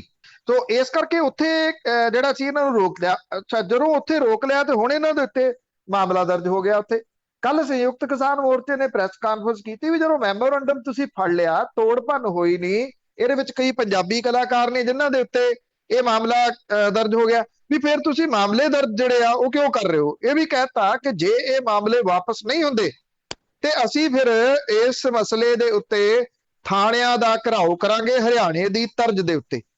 ਵੇਖਦੇ ਹਾਂ ਹੁਣ ਕਿ ਜਿਹੜੀ ਚੰਡੀਗੜ੍ਹ ਪ੍ਰਸ਼ਾਸਨ ਹੈ ਜਿਹੜਾ ਕੇਂਦਰ ਦੇ ਅੰਡਰ ਹੈ ਉਹ ਇਹ ਮਾਮਲੇ ਜਿਹੜੇ ਵਾਪਸ ਲੈਂਦਾ ਜਾਂ ਨਹੀਂ ਲੈਂਦਾ। ਇੰਨਾ ਜ਼ਰੂਰ ਹੈ ਕਿ ਸੰਯੁਕਤ ਕਿਸਾਨ ਮੋਰਚੇ ਨੇ ਇੱਕ ਵੱਡਾ ਮੈਮੋਰੰਡਮ ਜ਼ਰੂਰ ਜਿਹੜਾ ਜੀ ਉਹ ਦੇਤਾ ਵੀ ਜਾਂ ਤਾਂ ਤਿਆਰ ਰਹੋ ਥਾਣਿਆਂ ਦੇ ਘਿਰਾਓ ਲਈ ਜਾਂ ਫਿਰ ਇਹ ਸਾਰੇ ਮਾਮਲੇ ਜਿਹੜੇ ਆ ਉਹ ਵਾਪਸ ਲਓ। ਦੇਖਦੇ ਹਾਂ ਜੀ ਵਾਪਸ ਲੈਂਦੇ ਆ ਕਿ ਨਹੀਂ ਲੈਂਦੇ। ਅੱਗੇ ਗੱਲ ਕਰਦੇ ਆ ਯੂਥ ਅਕਾਲੀ ਦਲ ਦੀ। ਉਸਨੇ ਕੁੰਵਰ ਵਿਜੇ ਪ੍ਰਤਾਪ ਦਾ ਘਰ ਤਾਂ ਘੇਰ ਲਿਆ, ਪਰ ਇਹਨਾਂ ਨੂੰ ਪਹਿਲਾਂ ਪਿਛਲੇ 10 ਸਾਲ ਤੁਸੀਂ ਕਿਹਾ ਨਹੀਂ ਰਾਜ ਕੀਤਾ। ਇਹਨਾਂ ਨੂੰ ਜਿਨ੍ਹਾਂ ਨੇ ਨੌਜਵਾਨਾਂ ਦਾ ਕਤਲੇਆਮ ਕੀਤਾ ਉਹ ਨਹੀਂ ਦਿਸੇ ਅੱਜ ਤੱਕ। ਇਹ ਸਭ ਤੋਂ ਵੱਡਾ ਪੁਆਇੰਟ ਹੈ ਜੀ, ਕਿਉਂਕਿ ਜੇ ਦੇਖਿਆ ਜਾਵੇ ਤਾਂ ਚਾਹੇ ਉਹ ਉਮਰਾ ਨੰਗਲ ਨੇ, ਚਾਹੇ ਉਹ ਸਮੇਧ ਸੈਣੀ ਨੇ, ਸਮੇਧ ਸੈਣੀ ਖਾਸ ਤੌਰ ਦੇ ਉੱਤੇ ਉਹਨੂੰ ਡੀਜੀਪੀ ਦੇ ਅਹੁਦੇ ਦੇ ਉੱਤੇ ਕੌਣ ਲੈ ਕੇ ਜਿਹੜਾ ਉਹ ਆਇਆ ਜੀ, ਇਹ ਵੱਡਾ ਸਵਾਲ ਹੈ। ਜੇ ਤੁਸੀਂ ਬੈਕ 'ਚ ਜਾਓਗੇ 1986 ਦੇ ਵਿੱਚ ਜਿਹੜਾ ਜੀ ਉਹ ਚਲੇ ਜਾਓ, ਨਕੋਦਰ ਦੇ ਵਿੱਚ ਗੁਰੂ ਗ੍ਰੰਥ ਸਾਹਿਬ ਦੀ ਬੇਅਦਬੀ ਦਾ ਵਿਰੋਧ ਕਰਦਿਆਂ ਪੁਲਿਸ ਨੇ ਨੌਜਵਾਨਾਂ ਦੇ ਉੱਤੇ ਗੋਲੀ ਚਲਾਈ ਸੀ। ਉਹਦੇ ਵਿੱਚ 4 ਨੌਜਵਾਨ ਜਿਹੜੇ ਪੁਲਿਸ ਦੀ ਗੋਲੀ ਦੇ ਨਾਲ ਮਾਰੇ ਗਏ ਸੀਗੇ। ਉਦੋਂ ਜਿਹੜੇ ਅਫਸਰ ਉੱਥੇ ਸੀਗੇ, ਜਿਹੜੇ ਇੱਕ ਤਾਂ ਏਡੀਸੀ ਸੀਗੇ ਉੱਥੇ ਦਰਬਾਰਾ ਸਿੰਘ ਗੁਰੂ, ਉਹ ਅੱਜ ਅਕਾਲੀ ਦਲ ਬਾਦਲ ਦੇ ਅਹਿਮ ਲੀਡਰ ਨੇ। ਉੱਥੇ ਐਸਐਸਪੀ ਜਿਹੜੇ ਸਨ ਉਹ ਸਨ ਮੁਹੰਮਦ ਇਜ਼ਹਾਰ ਆਲਮ, ਔਰ ਉਹ ਅੱਜ ਅਕਾਲੀ ਦਲ ਬਾਦਲ ਦੇ ਆਗੂ ਨੇ। ਆਲਮ ਸੈਨਾ ਵੀ ਕਿਸੇ ਵੇਲੇ ਮਸ਼ਹੂਰ ਹੋਈ ਸੀ, ਆਲਮ ਸੈਨਾ ਨੇ ਕੀ ਕੀਤਾ ਸੀ ਉਹ ਵੀ ਕਿਸੇ ਨੂੰ ਭੁੱਲਿਆ ਨਹੀਂ। ਅੱਜ ਤੱਕ ਕਿਸੇ ਇਹਨਾਂ ਦੇ ਆਗੂ ਨੇ ਉਹਨਾਂ ਦੇ ਉੱਤੇ ਕੋਈ ਕਿੰਤੂ ਪਰੰਤੂ ਨਹੀਂ ਉਠਾਏ ਕਿ ਸੁਮੇਧ ਸੈਣੀ ਕੌਣ ਨੇ, ਦਰਬਾਰਾ ਸਿੰਘ ਗੁਰੂ ਕੌਣ ਨੇ, ਇਜ਼ਹਾਰ ਆਲਮ ਕੌਣ ਨੇ, ਉਮਰਾ ਨੰਗਲ ਕੌਣ ਨੇ। ਹੁਣ ਤਕਲੀਫ ਜਿਹੜੀ ਉਹ ਹੋ ਗਈ ਕੁੰਵਰ ਵਿਜੇ ਪ੍ਰਤਾਪ ਤੋਂ। ਦੇਖੋ, ਜੇ ਤਾਂ ਕੋਈ ਏਦਾਂ ਦੀ ਰਿਪੋਰਟ ਪਈ ਆ ਜਿਹਦੇ ਵਿੱਚ ਮੁੰਡੇ ਜਿਹੜੇ ਉਹ ਚੁੱਕ ਕੇ ਖਪਾਏ ਗਏ ਆ, ਪੰਜਾਬ ਦੀ ਜਵਾਨੀ ਦਾ ਘਾਣ ਕੀਤਾ ਗਿਆ, ਉਹਦੇ ਵਿੱਚ ਜੇ ਕੁੰਵਰ ਵਿਜੇ ਪ੍ਰਤਾਪ ਦਾ ਨਾਮ ਆਉਂਦਾ ਤੇ ਫਿਰ ਉਹਦਾ ਘਿਰਾਓ ਜ਼ਰੂਰ ਹੋਣਾ ਚਾਹੀਦਾ। 100% ਉਹਦਾ ਘਿਰਾਓ ਹੋਣਾ ਚਾਹੀਦਾ, ਉਹ ਬਖਸ਼ਿਆ ਨਹੀਂ ਜਾਣਾ ਚਾਹੀਦਾ। ਉਂਝ ਵੀ ਕਿਉਂਕਿ ਅੱਜ ਕੱਲ ਉਹ ਹੁਣ ਆਈਜੀ ਨਹੀਂ ਬਲਕਿ ਇੱਕ ਉਹ ਸਿਆਸੀ ਆਗੂ ਬਣ ਗਏ ਨੇ। ਯੂਥ ਅਕਾਲੀ ਦਲ ਦੇ ਵੱਲੋਂ ਅਚਾਨਕ ਕੁੰਵਰ ਵਿਜੇ ਪ੍ਰਤਾਪ ਦੇ ਜਿਹੜਾ ਜੀ ਉਹ ਘਰ ਨੂੰ ਘੇਰਨਾ, ਇਹ ਕਹਿ ਕੇ ਕਿ ਉਹਦੇ ਜਿਹੜੇ ਮੈਡੀਕਲ ਨਸ਼ੇ ਵਾਲੇ ਆ ਉਹਨਾਂ ਦੇ ਨਾਲ ਸੰਬੰਧ ਨੇ, ਇਹ ਹਾਸੋਹੀਣੀ ਜਿਹੜੀ ਆ ਜੀ ਉਹ ਗੱਲ ਦਿਸ ਰਹੀ ਆ। ਇਹ ਕਿਹਾ ਗਿਆ ਕਿ ਪੌਂਟਾ ਸਾਹਿਬ ਦੀ ਇੱਕ ਫੈਕਟਰੀ ਚੋਂ 15 ਕਰੋੜ ਰੁਪਏ ਦੀਆਂ ਜਿਹੜੀਆਂ ਨਸ਼ੀਲੀਆਂ ਗੋਲੀਆਂ ਬਰਾਮਦ ਕੀਤੀਆਂ ਗਈਆਂ ਸੀ। ਇਹਦੇ ਵਿੱਚ ਹਿਮਾਚਲ ਪ੍ਰਦੇਸ਼ ਦਾ ਸਾਬਕਾ ਮੁੱਖ ਮੰਤਰੀ ਦਾ ਪੋਤਰਾ ਤੇ ਰਾਜੀਵ ਭਗਤ ਇਹਨੂੰ ਨਾਮਜ਼ਦ ਕੀਤਾ ਗਿਆ ਸੀ। ਇਹ ਕਹਿੰਦੇ ਆ ਕਿ ਜਿਹੜਾ ਰਾਜੀਵ ਭਗਤ ਹੈ ਉਹ ਕਾਂਗਰਸ ਤੋਂ ਆਪ ਦੇ ਵਿੱਚ ਕੁਝ ਸਮਾਂ ਪਹਿਲਾਂ ਸ਼ਾਮਲ ਹੋਇਆ ਤੇ ਉਹਨੇ ਆਪ ਦੇ ਵਿੱਚ ਸ਼ਾਮਲ ਹੋਣ ਲਈ ਵੱਡੀ ਰਕਮ ਦਿੱਤੀ ਆ ਤੇ ਇਹ ਕਿਹਾ ਕਿ ਇਹ ਜਿਹੜੀ ਰਕਮ ਜਿਹੜੀ ਉਹ ਦਿੱਤੀ ਆ ਆਈਜੀ ਨੂੰ। ਹੈਰਾਨੀ ਵਾਲੀ ਗੱਲ ਜਿਹੜੀ ਇਹ ਆ ਕਿ ਉਹ ਇਹਨੂੰ ਆਧਾਰ ਜਿਹੜਾ ਉਹ ਬਣਾਇਆ ਗਿਆ, ਇਸ ਚੀਜ਼ ਨੂੰ ਇਹਦਾ ਜਿਹੜਾ ਜਲਸਾ ਮੁਜ਼ਾਹਰਾ ਕਰਨ ਦਾ ਆਧਾਰ ਬਣਾਇਆ ਗਿਆ। ਹੁਣ ਜੇ ਕਿਸੇ ਵਿਅਕਤੀ ਦੇ ਉੱਤੇ ਕੋਈ ਮਾਮਲਾ ਜਿਹੜਾ ਜੀ ਉਹ ਦਰਜ ਹੈ ਤੇ ਬਿਨਾਂ ਕਿਸੇ ਸ਼ੱਕ ਦੇ ਉਹਨੂੰ ਵੀ ਕਲੀਨ ਹੋਣਾ ਚਾਹੀਦਾ ਉਨੀ ਦੇਰ ਜਿੰਨੀ ਦੇਰ ਤੱਕ ਅਦਾਲਤ ਜਿਹੜੀ ਆ ਉਹਨੂੰ ਇਸ ਮਾਮਲੇ ਦੇ ਵਿੱਚ ਜਾਂ ਜਿਹਦੇ ਵੀ ਮਾਮਲੇ 'ਚ ਫਸਿਆ ਉਹ ਬਰੀ ਨਹੀਂ ਉਹਨੂੰ ਕਰ ਦਿੰਦੀ। ਕਿਸੇ ਵੀ ਨਸ਼ੇ ਵਾਲੇ ਵਿਅਕਤੀ ਦੀ ਹਮਾਇਤ ਨਹੀਂ ਕੀਤੀ ਜਾ ਸਕਦੀ ਇਸ ਕਰਕੇ ਕਿ ਉਹ ਫਲਾਂ ਪਾਰਟੀ 'ਚ ਫਲਾਂ ਪਾਰਟੀ 'ਚ। ਅਕਸਰ ਜਿਹੜੇ ਇਦਾਂ ਦਾ ਕਾਰੋਬਾਰ ਕਰਦੇ ਆ ਬਿਨਾਂ ਕਿਸੇ ਸ਼ੱਕ ਦੇ ਉਹ ਸ਼ੈਲਟਰ ਲੈਂਦੇ ਆ ਸਿਆਸੀ ਪਾਰਟੀਆਂ ਦਾ। ਪਰ ਯੂਥ ਅਕਾਲੀ ਦਲ ਦਾ ਕੁੰਵਰ ਵਿਜੇ ਪ੍ਰਤਾਪ ਦਾ ਜਿਹੜਾ ਜੀ ਉਹ ਵਿਰੋਧ ਕਰਨਾ ਉਹ ਅਜੀਬੋ-ਗਰੀਬ ਹੈ। ਜਿਹੜੇ ਇੱਕ ਤੁਸੀਂ ਦੇਖਿਆ ਹੋਊਗਾ ਮਾਈਕ ਤੇ ਕੈਮਰੇ ਵਾਲਾ ਰੌਲਾ ਵੀ ਜਿਹੜਾ ਜੀ ਉਹ ਪੈ ਰਿਹਾ ਕਿ ਭੱਜ ਗਏ ਜੀ, ਭੱਜ ਗਏ, ਜਿਹੜੇ ਜਵਾਬ ਦੇਣ ਤੋਂ ਭੱਜ ਗਏ। ਉਹ ਇੱਥੇ ਪਟਿਆਲੇ ਦੇ ਵਿੱਚ ਸ਼ਿਵ ਸੈਨਾ ਦਾ ਪ੍ਰਧਾਨ ਹੈ ਜਿਹਦਾ ਮੁੰਡਾ ਉਹ ਮਾਈਕ ਚੱਕੀ ਫਿਰਦਾ, ਉਹ ਪੱਤਰਕਾਰ ਕਦੋਂ ਬਣ ਗਿਆ? ਇੱਥੇ ਪਟਿਆਲੇ ਵਾਲਿਆਂ ਨੂੰ ਵੀ ਇਸ ਚੀਜ਼ ਦੀ ਹੈਰਾਨਗੀ ਆ, ਔਰ ਉਹ ਅੰਮ੍ਰਿਤਸਰ ਜਾ ਕੇ ਕੈਮਰਾ ਲੈ ਕੇ ਕਿਵੇਂ ਚਲੇ ਗਏ ਇਹ ਵੀ ਹੈਰਾਨਗੀ ਆ ਜੀ। ਮਤਲਬ ਕਿ ਇਹ ਜਿਹੜੇ ਫਿੱਟ ਕੀਤੇ ਗਏ ਜਿਹੜੇ ਉਹ ਲੋਕ ਨੇ, ਉਸ ਚੀਜ਼ ਨੂੰ ਤੁਸੀਂ ਦੇਖੋ ਕਿ ਇੱਕ ਸਾਈਡ ਤੋਂ ਕੈਮਰੇ ਤੋਂ ਸਾਰਾ ਕੁਝ ਜਿਹੜਾ ਸੀਗਾ ਉਹਨੂੰ ਰਿਕਾਰਡ ਕੀਤਾ ਗਿਆ। ਰਿਕਾਰਡ ਕਰਕੇ ਫਿਰ ਉਹ ਜਿਹੜੀ ਚੀਜ਼ ਉਹ ਕੱਢੀ ਗਈ। ਕਿਤੇ ਨਾ ਕਿਤੇ ਕੁੰਵਰ ਵਿਜੇ ਪ੍ਰਤਾਪ ਹੋਰਾਂ ਦੇ ਕੋਲੇ ਜਿਹੜੀਆਂ ਜਨਮ ਕੁੰਡਲੀਆਂ ਇਹਨਾਂ ਰਾਜਨੀਤਿਕ ਲੋਕਾਂ ਦੀਆਂ ਪਈਆਂ ਨੇ ਉਹ ਕਿਤੇ ਬਾਹਰ ਨਾ ਆ ਜਾਣ, ਇਹ ਉਸ ਡਰ ਕਰਕੇ ਏਡਾ ਵੱਡਾ ਹੋ ਹੱਲਾ ਜਿਹੜਾ ਉਹ ਮਚਾਇਆ ਜਾ ਰਿਹਾ। ਹਜੇ ਤਾਂ ਮਚੂਗਾ ਜੀ, ਮਚੂਗਾ ਕੁਛ ਤਾਂ ਕੁਛ ਇਹਨਾਂ ਨੂੰ ਖਤਰਾ ਹੈਗਾ ਉਹਦੇ ਅੱਗੇ। ਸੁਪਰੀਮ ਕੋਰਟ ਨੇ ਤਰਨ ਤੇਜਪਾਲ ਦੇ ਖਿਲਾਫ ਜਿਹੜੇ ਪੁਲਿਸ ਗਈ ਸੀਗੀ ਉਹ ਕੇਸ ਬੰਦ ਕੀਤਾ। ਐਕਚੁਅਲੀ ਤਹਿਲਕਾ ਜਿਹੜਾ ਸੀਗਾ ਉਹਦੇ ਇਹ ਰਹੇ ਨੇ ਐਡੀਟਰ ਤਰੁਣ ਤੇਜਪਾਲ ਹੋਰੀ। ਕਿਸੇ ਸਮੇਂ ਤਹਿਲਕਾ ਮਚਾ ਦਿੱਤਾ ਸੀਗਾ ਭਾਰਤ ਦੀ ਰਾਜਨੀਤੀ ਦੇ ਵਿੱਚ, ਤੇ ਉਹ ਅੱਖਾਂ ਦੇ ਵਿੱਚ ਰਟਕਦੇ ਰਹੇ ਨੇ ਕਈਆਂ ਦੇ। ਤਰੁਣ ਤੇਜਪਾਲ ਦੇ ਉੱਤੇ ਜਿਹੜਾ ਸੀਗਾ ਉਹ ਜਿਨਸੀ ਛੇੜਛਾੜ ਦਾ ਮਾਮਲਾ ਦਰਜ ਕਰਵਾ ਦਿੱਤਾ ਗਿਆ ਸੀਗਾ ਗੋਆ ਦੇ ਵਿੱਚ। ਔਰ ਗੋਆ ਦੇ ਵਿੱਚ ਜਦੋਂ ਇਹ ਮਾਮਲਾ ਇੱਕ ਹੋਟਲ ਦੀ ਲਿਫਟ ਦੇ ਵਿੱਚ ਇਹ ਕਿਹਾ ਗਿਆ ਕਿ ਇੱਕ ਜਿਹੜੀ ਔਰਤ ਸੀ ਉਹਦੇ ਉੱਤੇ ਜਿਨਸੀ ਹਮਲਾ ਕੀਤਾ ਗਿਆ ਸੀ। ਕਿੰਨੇ ਸਾਲ ਤਰੁਣ ਤੇਜਪਾਲ ਨੇ ਇਸ ਕੇਸ ਨੂੰ ਭੁਗਤਿਆ। ਪਿਛਲੇ ਦਿਨੀ ਅਦਾਲਤ ਨੇ ਜਿਹੜੀ ਸੀਗੀ ਗੋਆ ਦੀ ਹੇਠਲੀ ਅਦਾਲਤ ਨੇ 21 ਮਈ ਨੂੰ ਤਰੁਣ ਤੇਜਪਾਲ ਨੂੰ ਇਸ ਕੇਸ ਦੇ ਵਿੱਚੋਂ ਬਰੀ ਕਰ ਦਿੱਤਾ ਸੀਗਾ, ਕਿਉਂਕਿ ਜਿਹੜਾ ਜੀ ਉਹਦੇ ਉੱਤੇ ਕਈ ਸਿਆਸੀ ਲੋਕਾਂ ਦੀ ਅੱਖ ਸੀ, ਜਿਹਦੇ ਕਰਕੇ ਜਿਹੜੀ ਗੋਆ ਦੀ ਪੁਲਿਸ ਸੀਗੀ, ਗੋਆ ਦੀ ਸਰਕਾਰ, ਉਹਨੇ ਇਹ ਗੱਲ ਕਹੀ ਕਿ ਅਸੀਂ ਇਸ ਮਾਮਲੇ ਨੂੰ ਉੱਪਰਲੀ ਅਦਾਲਤ ਦੇ ਵਿੱਚ ਚੁਣੌਤੀ ਦੇਵਾਂਗੇ। ਗੋਆ ਦੀ ਸਰਕਾਰ ਨੇ ਪਹਿਲੇ ਮੁਕੱਦਮੇ ਦਾ ਸਮਾਂ ਵਧਾਉਣ ਦੀ ਮੰਗ ਕਰਦਿਆਂ ਸੁਪਰੀਮ ਕੋਰਟ ਦਾ ਜਿਹੜਾ ਜੀ ਉਹ ਰੁਖ ਕੀਤਾ। ਸੁਪਰੀਮ ਕੋਰਟ ਨੇ ਇਸ ਮਾਮਲੇ ਦੀ ਸਮਾਂ ਸੀਮਾ ਵਧਾਉਣ ਤੋਂ ਨਾ ਕਰਤੀ ਤੇ ਕੇਸ ਨੂੰ ਬੰਦ ਕਰਕੇ ਆਪਣਾ ਫੈਸਲਾ ਸੁਣਾਤਾ। ਜਸਟਿਸ ਅਸ਼ੋਕ ਭੂਸ਼ਣ, ਵਿਨੀਤ ਸਰਨ ਤੇ MR ਸ਼ਾਹ ਦੇ ਬੈਂਚ ਨੇ ਮਾਮਲੇ ਨੂੰ ਬੰਦ ਕਰਦਿਆਂ ਹੋਇਆ ਕਿਹਾ ਕਿ ਮੁਕੱਦਮਾ ਸਮਾਪਤ ਹੋ ਗਿਆ, ਹੁਣ ਇਹਨੂੰ ਹੋਰ ਅੱਗੇ ਵਧਾਉਣ ਲਈ ਕਿਸੇ ਹੁਕਮ ਦੀ ਜਿਹੜੀ ਆ ਉਹ ਜ਼ਰੂਰਤ ਨਹੀਂ ਆ। ਤਰੁਣ ਤੇਜਪਾਲ ਨੂੰ ਜਿਹੜਾ ਇਹ ਫਸਾਉਣ ਦੇ ਦੁਬਾਰਾ ਕੋਸ਼ਿਸ਼ਾਂ ਸੀਗੀਆਂ ਉਹਨਾਂ ਨੂੰ ਬੂਰ ਨਹੀਂ ਜਿਹੜਾ ਜੀ ਉਹ ਪਿਆ। ਔਰ ਸੁਪਰੀਮ ਕੋਰਟ ਨੇ ਇਹ ਗੱਲ ਕਹਿ ਦਿੱਤੀ ਕਿ ਇਹ ਫਾਈਲ ਹੁਣ ਬੰਦ ਹੈ, ਇਸ ਫਾਈਲ ਨੂੰ ਅੱਗੋਂ ਜਿਹੜੀ ਉਹ ਨਹੀਂ ਖੋਲਿਆ ਜਾ ਸਕਦਾ। ਇੱਕ ਕਿਸਮ ਦੇ ਨਾਲ ਤਰੁਣ ਤੇਜਪਾਲ ਵਰਗੇ ਪੱਤਰਕਾਰ ਦੇ ਵਾਸਤੇ ਇਹ ਇੱਕ ਬਹੁਤ ਵੱਡੀ ਰਾਹਤ ਹੈ ਸੁਪਰੀਮ ਕੋਰਟ ਨੇ ਜਿਹੜੀ ਦਿੱਤੀ ਹੈ, ਕਿਉਂਕਿ ਨਹੀਂ ਤਾਂ ਅਦਰਵਾਈਜ਼ ਲੱਗਦਾ ਇਹ ਸੀਗਾ ਕਿ ਜੇ ਉਹ ਹੇਠਲੀ ਅਦਾਲਤ ਤੋਂ ਬਰੀ ਹੋ ਗਿਆ ਤੇ ਉੱਪਰਲੀ ਅਦਾਲਤ ਦੇ ਵਿੱਚ ਉਹਦੇ ਖਿਲਾਫ ਜਿਹੜਾ ਜੀ ਇਹ ਨਵਾਂ ਮੁਕੱਦਮਾ ਸ਼ੁਰੂ ਕੀਤਾ ਜਾ ਸਕਦਾ। ਘੱਟੋ ਘੱਟ ਉਹਨੂੰ ਮੁਸ਼ਕਲ ਦੇ ਵਿੱਚ ਤਾਂ ਕਈ ਵਰਿਆਂ ਦੇ ਵਾਸਤੇ ਇਹ ਪਾਈ ਫਿਰਦੇ ਜੇ ਇਹ ਮੁਕੱਦਮਾ ਸ਼ੁਰੂ ਹੋ ਜਾਂਦਾ, ਪਰ ਇਹ ਸ਼ੁਰੂ ਨਹੀਂ ਹੋਇਆ ਔਰ ਸੁਪਰੀਮ ਕੋਰਟ ਨੇ ਇਹ ਫਾਈਲ ਹੀ ਬੰਦ ਕਰ ਦਿੱਤੀ ਹੈ ਜੀ। ਅਖੀਰ ਦੇ ਵਿੱਚ ਅਖੀਰਲਾ ਸਵਾਲ ਹੋਊਗਾ ਤਾਂ ਸਰੋਤੇ ਜੇ ਤੁਹਾਡਾ ਵੀ ਕੋਈ ਸਵਾਲ ਆ ਤੁਸੀਂ ਕਾਲ ਕਰ ਸਕਦੇ ਆ 4082725200 408 272 5200 ਤੇ ਕਾਲ ਕਰਕੇ ਆਪਣਾ ਕੋਈ ਵੀ ਸਵਾਲ ਪੁੱਛ ਸਕਦੇ ਆ। ਅਸ਼ਵਨੀ ਸੇਖੜੀ ਦੀ ਜੇ ਗੱਲ ਕਰੀਏ ਉਸ ਦਾ BP ਬੜਾ ਗੜਬੜ ਹੋਇਆ ਆ, ਹੁਣ ਮੁੱਖ ਮੰਤਰੀ ਦੇਣਗੇ ਕੋਈ ਗੋਲੀ। ਅਸ਼ਵਨੀ ਸੇਖੜੀ ਬਟਾਲਾ ਤੋਂ ਵਿਧਾਇਕ ਸਾਬਕਾ ਨੇ ਜੀ, ਔਰ ਪਿਛਲੇ ਦਿਨਾਂ ਦੇ ਵਿੱਚ ਉਹ ਇਹ ਗੱਲ ਕਹਿੰਦੇ ਰਹੇ ਆ ਕਿ ਮੈਨੂੰ 2 ਸਾਲ ਹੋ ਗਏ ਮਿਲਣ ਦੀ ਕੋਸ਼ਿਸ਼ ਕਰਦੇ ਆ ਪਰ ਮੈਨੂੰ ਮੁੱਖ ਮੰਤਰੀ ਮਿਲੇ ਨਹੀਂ, 2 ਸਾਲ ਤੋਂ ਸਮਾਂ ਨਹੀਂ ਜਿਹੜਾ ਉਹ ਦੇ ਰਹੇ। ਉਦੋਂ ਹੀ ਲੱਗਦਾ ਸੀਗਾ ਕਿ ਅਸ਼ਵਨੀ ਸੇਖੜੀ ਹੋਰਾਂ ਦਾ ਬਲੱਡ ਜਿਹੜਾ ਜੀ ਉਹ ਵੱਧਦਾ ਘਟਦਾ, ਉਹਨਾਂ ਦਾ ਖੂਨ ਜਿਹੜਾ ਉਹ ਅਪ ਡਾਊਨ ਹੋ ਰਿਹਾ, ਜਿਹੜਾ BP ਆ ਉਹ ਵੱਧ ਘਟ ਰਿਹਾ। ਤੇ ਇਸ ਵੱਧ ਘਟ ਰਹੇ BP ਦੇ ਵਿੱਚ ਉਹਨਾਂ ਨੇ ਇਹ ਕਿਹਾ ਜਾਂਦਾ ਕਿ ਅਕਾਲੀ ਦਲ ਬਾਦਲ ਦੇ ਨਾਲ ਕੁਝ ਮੀਟਿੰਗਾਂ ਕੀਤੀਆਂ। ਸੁਖਬੀਰ ਸਿੰਘ ਬਾਦਲ ਦੇ ਨਾਲ ਵੀ ਉਹਨਾਂ ਦੀ ਮੀਟਿੰਗ ਹੋਈ, ਦਲਜੀਤ ਸਿੰਘ ਚੀਮਾ ਕਹਿੰਦੇ ਕਿ ਉਹਨਾਂ ਦੇ ਨਾਲ ਵੀ ਮੀਟਿੰਗ ਹੋਈ। ਤੇ ਕੱਲ ਜਿਹੜਾ ਸੀਗਾ ਇਹ ਸੈਕਟਰ 28 ਦੇ ਵਿੱਚ ਇਹ ਪੂਰਾ ਪ੍ਰਬੰਧ ਜਿਹੜਾ ਸੀਗਾ ਉਹ ਰੋਟੀ ਪਾਣੀ ਦਾ ਵੀ ਕਰ ਲਿਆ ਅਕਾਲੀ ਦਲ ਬਾਦਲ ਨੇ। ਜਦੋਂ ਇਹ ਖਬਰਾਂ ਆਉਣ ਲੱਗ ਗਈਆਂ ਕਿ ਅਸ਼ਵਨੀ ਸੇਖੜੀ ਹੁਰੀ ਜਿਹੜੇ ਉਹ ਤਕੜੀ ਚ ਤੁਲਣ ਜਾ ਰਹੇ ਆ, ਤੇ ਉਦੋਂ ਬਾਅਦ ਜਿਹੜੇ ਰਾਜਕੁਮਾਰ ਵੇਰਕਾ ਸੀ ਉਹਨਾਂ ਦੇ ਘਰੇ ਪਹੁੰਚ ਗਏ। ਘਰੇ ਪਹੁੰਚ ਕੇ ਗੱਲ ਕਰਾਤੀ ਮੁੱਖ ਮੰਤਰੀ ਹੋਰਾਂ ਦੇ ਨਾਲ। ਜਦੋਂ ਮੁੱਖ ਮੰਤਰੀ ਹੋਰਾਂ ਦੇ ਨਾਲ ਗੱਲ ਹੋ ਗਈ ਤੇ ਫਿਰ ਅਸ਼ਵਨੀ ਸੇਖੜੀ ਜਿਹੜੇ ਜੀ ਉਹ ਟਿਕ ਗਏ।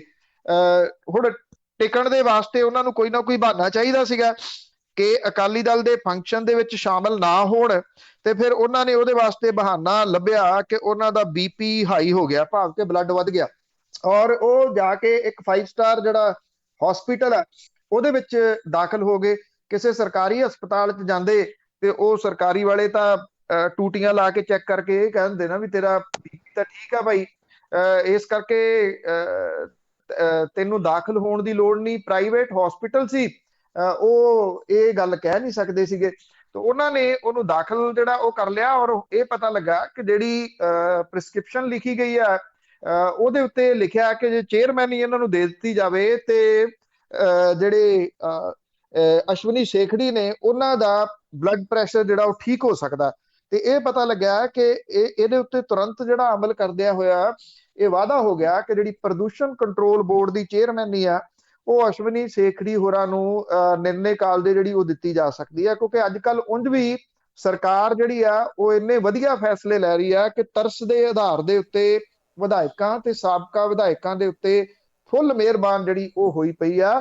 ਚਲੋ ਅਜੇ ਤਾਂ ਸ਼ੁਕਰ ਹੈ ਸ਼ੇਖੜੀ ਸਾਹਿਬ ਆਪ ਹੀ ਜਿਹੜਾ ਜੀ ਉਹ ਬਚ ਗਏ ਇੱਕ ਚੇਅਰਮੈਨੀ ਲੈ ਕੇ, ਕਿਤੇ ਉਹਨਾਂ ਦੇ ਮੁੰਡੇ ਨੂੰ ਜਬਰੀ ਜਿਹੜਾ ਜੀ ਉਹ ਤਰਸ ਦੇ ਆਧਾਰ ਦੇ ਉੱਤੇ ਇੰਸਪੈਕਟਰ ਜਾਂ ਫਿਰ ਨਾਇਬ ਤਹਿਸੀਲਦਾਰ ਨਹੀਂ ਲਾਤਾ।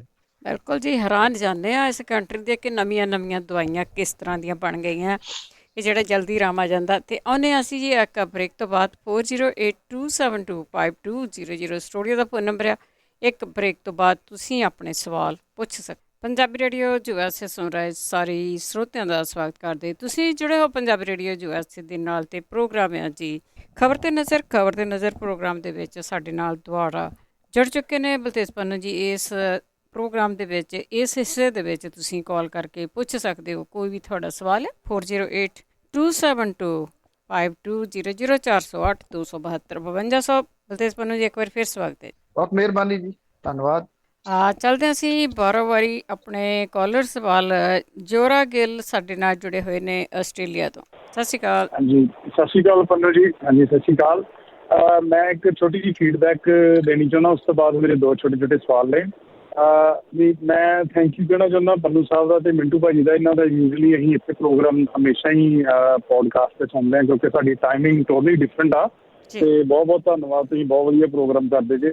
ਤੇ ਪੰਨੂ ਸਾਹਿਬ ਮੇਰਾ ਇੱਕ ਸਵਾਲ ਆ ਤੁਹਾਡੇ ਤੋਂ ਵੀ, ਜੇ ਸਿੱਧੂ ਨੂੰ ਨਵਜੋਤ ਸਿੰਘ ਸਿੱਧੂ ਨੂੰ ਜੇ Congress party as a PM ਦੇ ਕੈਂਡੀਡੇਟ ਤੇ ਅਨਾਊਂਸ ਕਰ ਦਿੰਦੀ ਆ, ਜਿਹੜਾ ਕਿ ਇਸ ਵੇਲੇ ਲੱਗ ਰਿਹਾ ਕਿ ਇੰਪੋਸੀਬਲ ਆ, ਜੇ ਸਪੋਜ਼ ਕਰੋ ਕਰ ਦਿੰਦੀ ਆ, ਤੇ ਕਾਂਗਰਸ ਪਾਰਟੀ ਦਾ ਕਿੰਨਾ ਕੁ ਸਕੋਪ ਆ ਕੈਪਟਨ ਤੋਂ ਬਗੈਰ? ਤੇ ਦੂਜਾ, ਜਦੋਂ ਤੁਸੀਂ ਰੋਜ਼ ਖਬਰਾਂ ਕਰਦੇ ਜੇ ਤੁਹਾਨੂੰ ਫਰਸਟ੍ਰੇਸ਼ਨ ਨਹੀਂ ਹੁੰਦੀ ਇੰਨੀਆਂ ਨੈਗੇਟਿਵ ਖਬਰਾਂ ਕਰ ਕਰਕੇ? ਕਦੀ ਕਦੀ ਪੋਜ਼ੀਟਿਵ ਵੀ ਹੁੰਦੀਆਂ ਨੇ, ਬਟ ਤੁਸੀਂ ਆਪਣੀ ਫਰਸਟ੍ਰੇਸ਼ਨ ਕਿੱਦਾਂ ਕੱਢਦੇ ਜੀ? Thank you. ਹਾਂਜੀ ਕਰਦੇ ਨਾ ਪਲੀਜ਼। ਓਕੇ। ਬੋਲ ਕੇ ਹੀ ਫਰਸਟ੍ਰੇਸ਼ਨ ਕੱਢਦੇ ਆ ਜੀ। ਇਹ ਹੋ ਜਾਂਦਾ ਜੇ ਨਹੀਂ ਬੋਲਦੇ ਤੇ ਜ਼ਿਆਦਾ ਫਰਸਟ੍ਰੇਸ਼ਨ ਹੋ ਜਾਂਦੀ ਹੈ। ਸਗੋਂ ਸੱਚੀ ਜਿਹੜਾ ਜੀ ਉਹ ਪੁੱਛੋ ਤਾਂ ਉਹ ਇਹ ਹੈ ਕਿ ਭੜਾਸ ਹੈ ਜਿਹੜੀ ਉਹ ਕੱਢ ਲੈਂਦੇ ਪੰਜਾਬ ਦੇ ਬਿਹਤਰ ਸੋਚ ਦੇ ਵਾਸਤੇ, ਵੀ ਕੁਛ ਨਾ ਕੁਛ ਜਿਹੜਾ ਜੀ ਉਹ ਲੋਕਾਂ ਨੂੰ ਪਤਾ ਲੱਗੇ। ਉਹ ਇਸੇ ਤਰੀਕੇ ਦੇ ਨਾਲ ਹੀ ਜਿਹੜਾ ਜੀ ਉਹ ਪਤਾ ਲਾ ਸਕਦਾ। ਜਿਹੜੀ ਤਾਂ ਇਹ ਤੁਹਾਡੀ ਗੱਲ ਠੀਕ ਹੈ ਕਿ ਪੋਜ਼ਿਟਿਵ ਖਬਰਾਂ ਵੀ ਹੁੰਦੀਆਂ ਨੇ, ਪੋਜ਼ਿਟਿਵ ਵੀ ਹੈਗੀਆਂ ਨੇ। ਇੱਥੇ ਇੱਕ ਅਖਬਾਰ ਹੈ, ਉਹਨੇ ਪੋਜ਼ਿਟਿਵ ਜਿਹੜੀ ਚੀਜ਼ ਸ਼ੁਰੂ ਕੀਤੀ ਸੀ ਕਿ ਅਸੀਂ ਮੰਡੇ ਪੋਜ਼ਿਟਿਵ ਖਬਰਾਂ ਲਾਉਣੀਆਂ ਨੇ। ਅੱਛਾ, ਪਹਿਲਾਂ ਉਹਨੇ ਕੀ ਕੀਤਾ, ਪੂਰਾ ਸਫਾ ਜਿਹੜਾ ਸੀ ਉਹ ਪੋਜ਼ਿਟਿਵ ਖਬਰਾਂ ਦਾ ਭਰਨ ਲੱਗੇ। ਉਹ ਹੁਣ ਜਿਹੜਾ ਸੁੰਗੜਦੇ ਆ ਇੱਕ ਖਬਰ ਤੇ ਆ ਗਏ, ਵੀ ਇੱਕ ਖਬਰ ਉਹਨਾਂ ਨੇ ਪੋਜ਼ਿਟਿਵ ਰੱਖ ਲਈ। ਕਿਉਂ? ਕਿਉਂਕਿ ਦੇਖੋ, ਜੇ ਤਾਂ ਤੁਸੀਂ ਬਣਾ ਕੇ ਕੋਈ ਖਬਰ ਦੇਣੀ, ਜੇ ਤੁਸੀਂ ਮੈਨੂੰ ਇਹ ਕਹੋ ਕਿ ਹਾਂ ਤੂੰ ਆ ਬਣਾ ਕੇ ਦੇਣੀ ਆ, ਉਹਦੇ ਵਿੱਚ ਉਹ ਫਿਰ ਸਰਕਾਰੀ ਖਬਰ ਹੋ ਜਾਊਗੀ। ਸਰਕਾਰੀ ਮੈਂ ਖਬਰ ਲੱਭੂਗਾ ਨਾ। ਜਿਹੜੇ ਉਹ ਪ੍ਰੈਸ ਰਿਲੀਜ਼ ਆਉਂਦੀਆਂ ਨੇ ਉਹ ਸਾਰੀਆਂ ਪੋਜ਼ਿਟਿਵ ਹੁੰਦੀਆਂ ਨੇ ਜੀ, ਕਿ ਸਰਕਾਰ ਨੇ ਆਹ ਕੁਛ ਕਰਤਾ, ਸਰਕਾਰ ਨੇ ਆਹ ਕੁਛ ਕਰਤਾ, ਸਰਕਾਰ ਨੇ ਇੱਥੇ ਗਲੀਆਂ ਨਾਲੀਆਂ ਬਣਾਤੀਆਂ, ਸਰਕਾਰ ਨੇ ਇਸ ਜਗ੍ਹਾ ਦੇ ਉੱਤੇ ਇੰਨੀਆਂ ਬਦਲੀਆਂ ਕਰਤੀਆਂ, ਉਹਨੇ ਹੁਣ ਭਰਤੀਆਂ ਜਿਹੜੀਆਂ ਉਹ ਖੋਲ ਦਿੱਤੀਆਂ ਪੁਲਿਸ ਦੀਆਂ, ਉਹਨੇ ਕਹਿਤਾ ਹੋ ਜਾਓ ਕਿਰਾ ਭਰਤੀ। ਮੇਰੇ ਵਾਸਤੇ ਉਹ ਭਰਤੀ ਦਾ ਇਸ਼ਤਿਹਾਰ ਜਿਹੜਾ ਉਹ ਹੋ ਸਕਦਾ ਵੇਖਣ ਨੂੰ ਉਹ ਪੋਜ਼ਿਟਿਵ ਖਬਰ ਲੱਗਦੀ ਹੋਵੇ, ਪਰ ਪੋਜ਼ਿਟਿਵ ਉਹ ਆ ਕਿ ਜਿਨ੍ਹਾਂ ਲੋਕਾਂ ਦੀ ਇਸ ਪੈਂਡੈਮਿਕ ਦੇ ਵਿੱਚ, ਇਸ ਕਰੋਨਾ ਦੇ ਦੌਰਾਨ ਉਮਰ ਵੱਧ ਗਈ, ਉਹ ਜਦੋਂ ਅਪਰੋਚ ਕਰਦੇ ਆ ਕਿ ਜੇ ਤੁਸੀਂ ਸਾਡੀ ਗੱਲ ਜਿਹੜੀ ਆ ਉਹ ਸਰਕਾਰ ਤੱਕ ਪਹੁੰਚਾ ਦਿਓ ਕਿ ਸਾਡਾ ਕੀ ਕਸੂਰ ਹੈ ਇਹਦੇ ਵਿੱਚ, ਮੇਰੇ ਲਈ ਉਹ ਖਬਰ ਜਿਹੜੀ ਜੀ ਉਹ ਜ਼ਿਆਦਾ ਬੈਟਰ ਹੈ ਕਿ ਉਹਨਾਂ ਵਿਚਾਰਿਆਂ ਦੀ ਜੇ ਕਿਤੇ ਕਿਸੇ ਤਰੀਕੇ ਨਾਲ ਸੁਣੀ ਜਾਵੇ, ਉਹਨਾਂ ਦਾ ਕਸੂਰ ਕੋਈ ਨਹੀਂਗਾ। ਤਾਂ ਇਹ ਥਿੰਕਿੰਗ ਆ ਆਪੋ ਆਪਣੀ ਕਿ ਤੁਸੀਂ ਕਿਹੜੀ ਚੀਜ਼ ਨੂੰ ਪੋਜ਼ਿਟਿਵ ਸਮਝਦੇ ਹੋ, ਕਿਹੜੀ ਚੀਜ਼ ਨੂੰ ਨੈਗੇਟਿਵ ਸਮਝਦੇ ਹੋ। ਇੰਗਲਿਸ਼ ਦੀ ਇੱਕ ਕਹਾਵਤ ਹੈ ਕਿ ਨੋ ਨਿਊਜ਼ ਵਾਜ਼ ਗੁੱਡ ਨਿਊਜ਼। ਤੋ ਉਹ ਇਹਨੂੰ ਇਸ ਪੁਆਇੰਟ ਆਫ ਵਿਊ ਦੇ ਨਾਲ ਵੀ ਤੁਸੀਂ ਜਿਹੜਾ ਉਹ ਲੈ ਲੈਣਾ। ਦੂਜੀ ਗੱਲ ਜਿਹੜੀ ਤੁਸੀਂ ਪੁੱਛੀ ਆ ਕਿ ਜੇ ਨਵਜੋਤ ਸਿੰਘ ਸਿੱਧੂ ਹੋਰਾਂ ਨੂੰ CM ਦਾ ਕੈਂਡੀਡੇਟ ਜਿਹੜਾ ਜੀ ਉਹ ਬਣਾ ਦੇਣ, ਜਾਂ ਬਿਨਾਂ ਕੈਪਟਨ ਅਮਰਿੰਦਰ ਸਿੰਘ ਹੋਰਾਂ ਤੋਂ ਕਾਂਗਰਸ, ਸੱਚੀ ਪੁੱਛੋ ਜੀ ਮੈਂ ਤੁਹਾਨੂੰ ਇਮਾਨਦਾਰੀ ਨਾਲ ਜਵਾਬ ਦੇਵਾਂ ਤਾਂ ਕੈਪਟਨ ਅਮਰਿੰਦਰ ਸਿੰਘ ਹੋਰਾਂ ਨੂੰ ਜੇ ਲਾਂਭੇ ਕਰਕੇ ਕਾਂਗਰਸ ਚੋਣਾਂ ਲੜਦੀ ਹੈ ਤੇ ਕਾਂਗਰਸ ਸਰਵਾਈਵ ਕਰ ਲੂਗੀ। ਈਵਨ ਮੈਂ ਇਹ ਕਹਿ ਸਕਦਾ ਕਿ ਮੈਂ ਨਹੀਂ ਕਹਿੰਦਾ ਕਿ ਨਵਜੋਤ ਸਿੰਘ ਸਿੱਧੂ ਹੋਰੀ ਬਹੁਤ ਵੱਡੇ ਗੇਮ ਚੇਂਜਰ ਨੇ। ਉਹਨਾਂ ਦਾ ਚੁੱਪ ਰਹਿਣਾ, ਦੇਰ ਚੁੱਪ ਰਹਿਣਾ, ਫਿਰ ਲੋੜ ਤੋਂ ਵੱਧ ਬੋਲਣਾ, ਇਹ ਚੀਜ਼ਾਂ ਕਿਸੇ ਵੀ ਬੰਦੇ ਨੂੰ ਜਿਹੜੀਆਂ ਉਹ ਚੁੱਭਦੀਆਂ ਨੇ।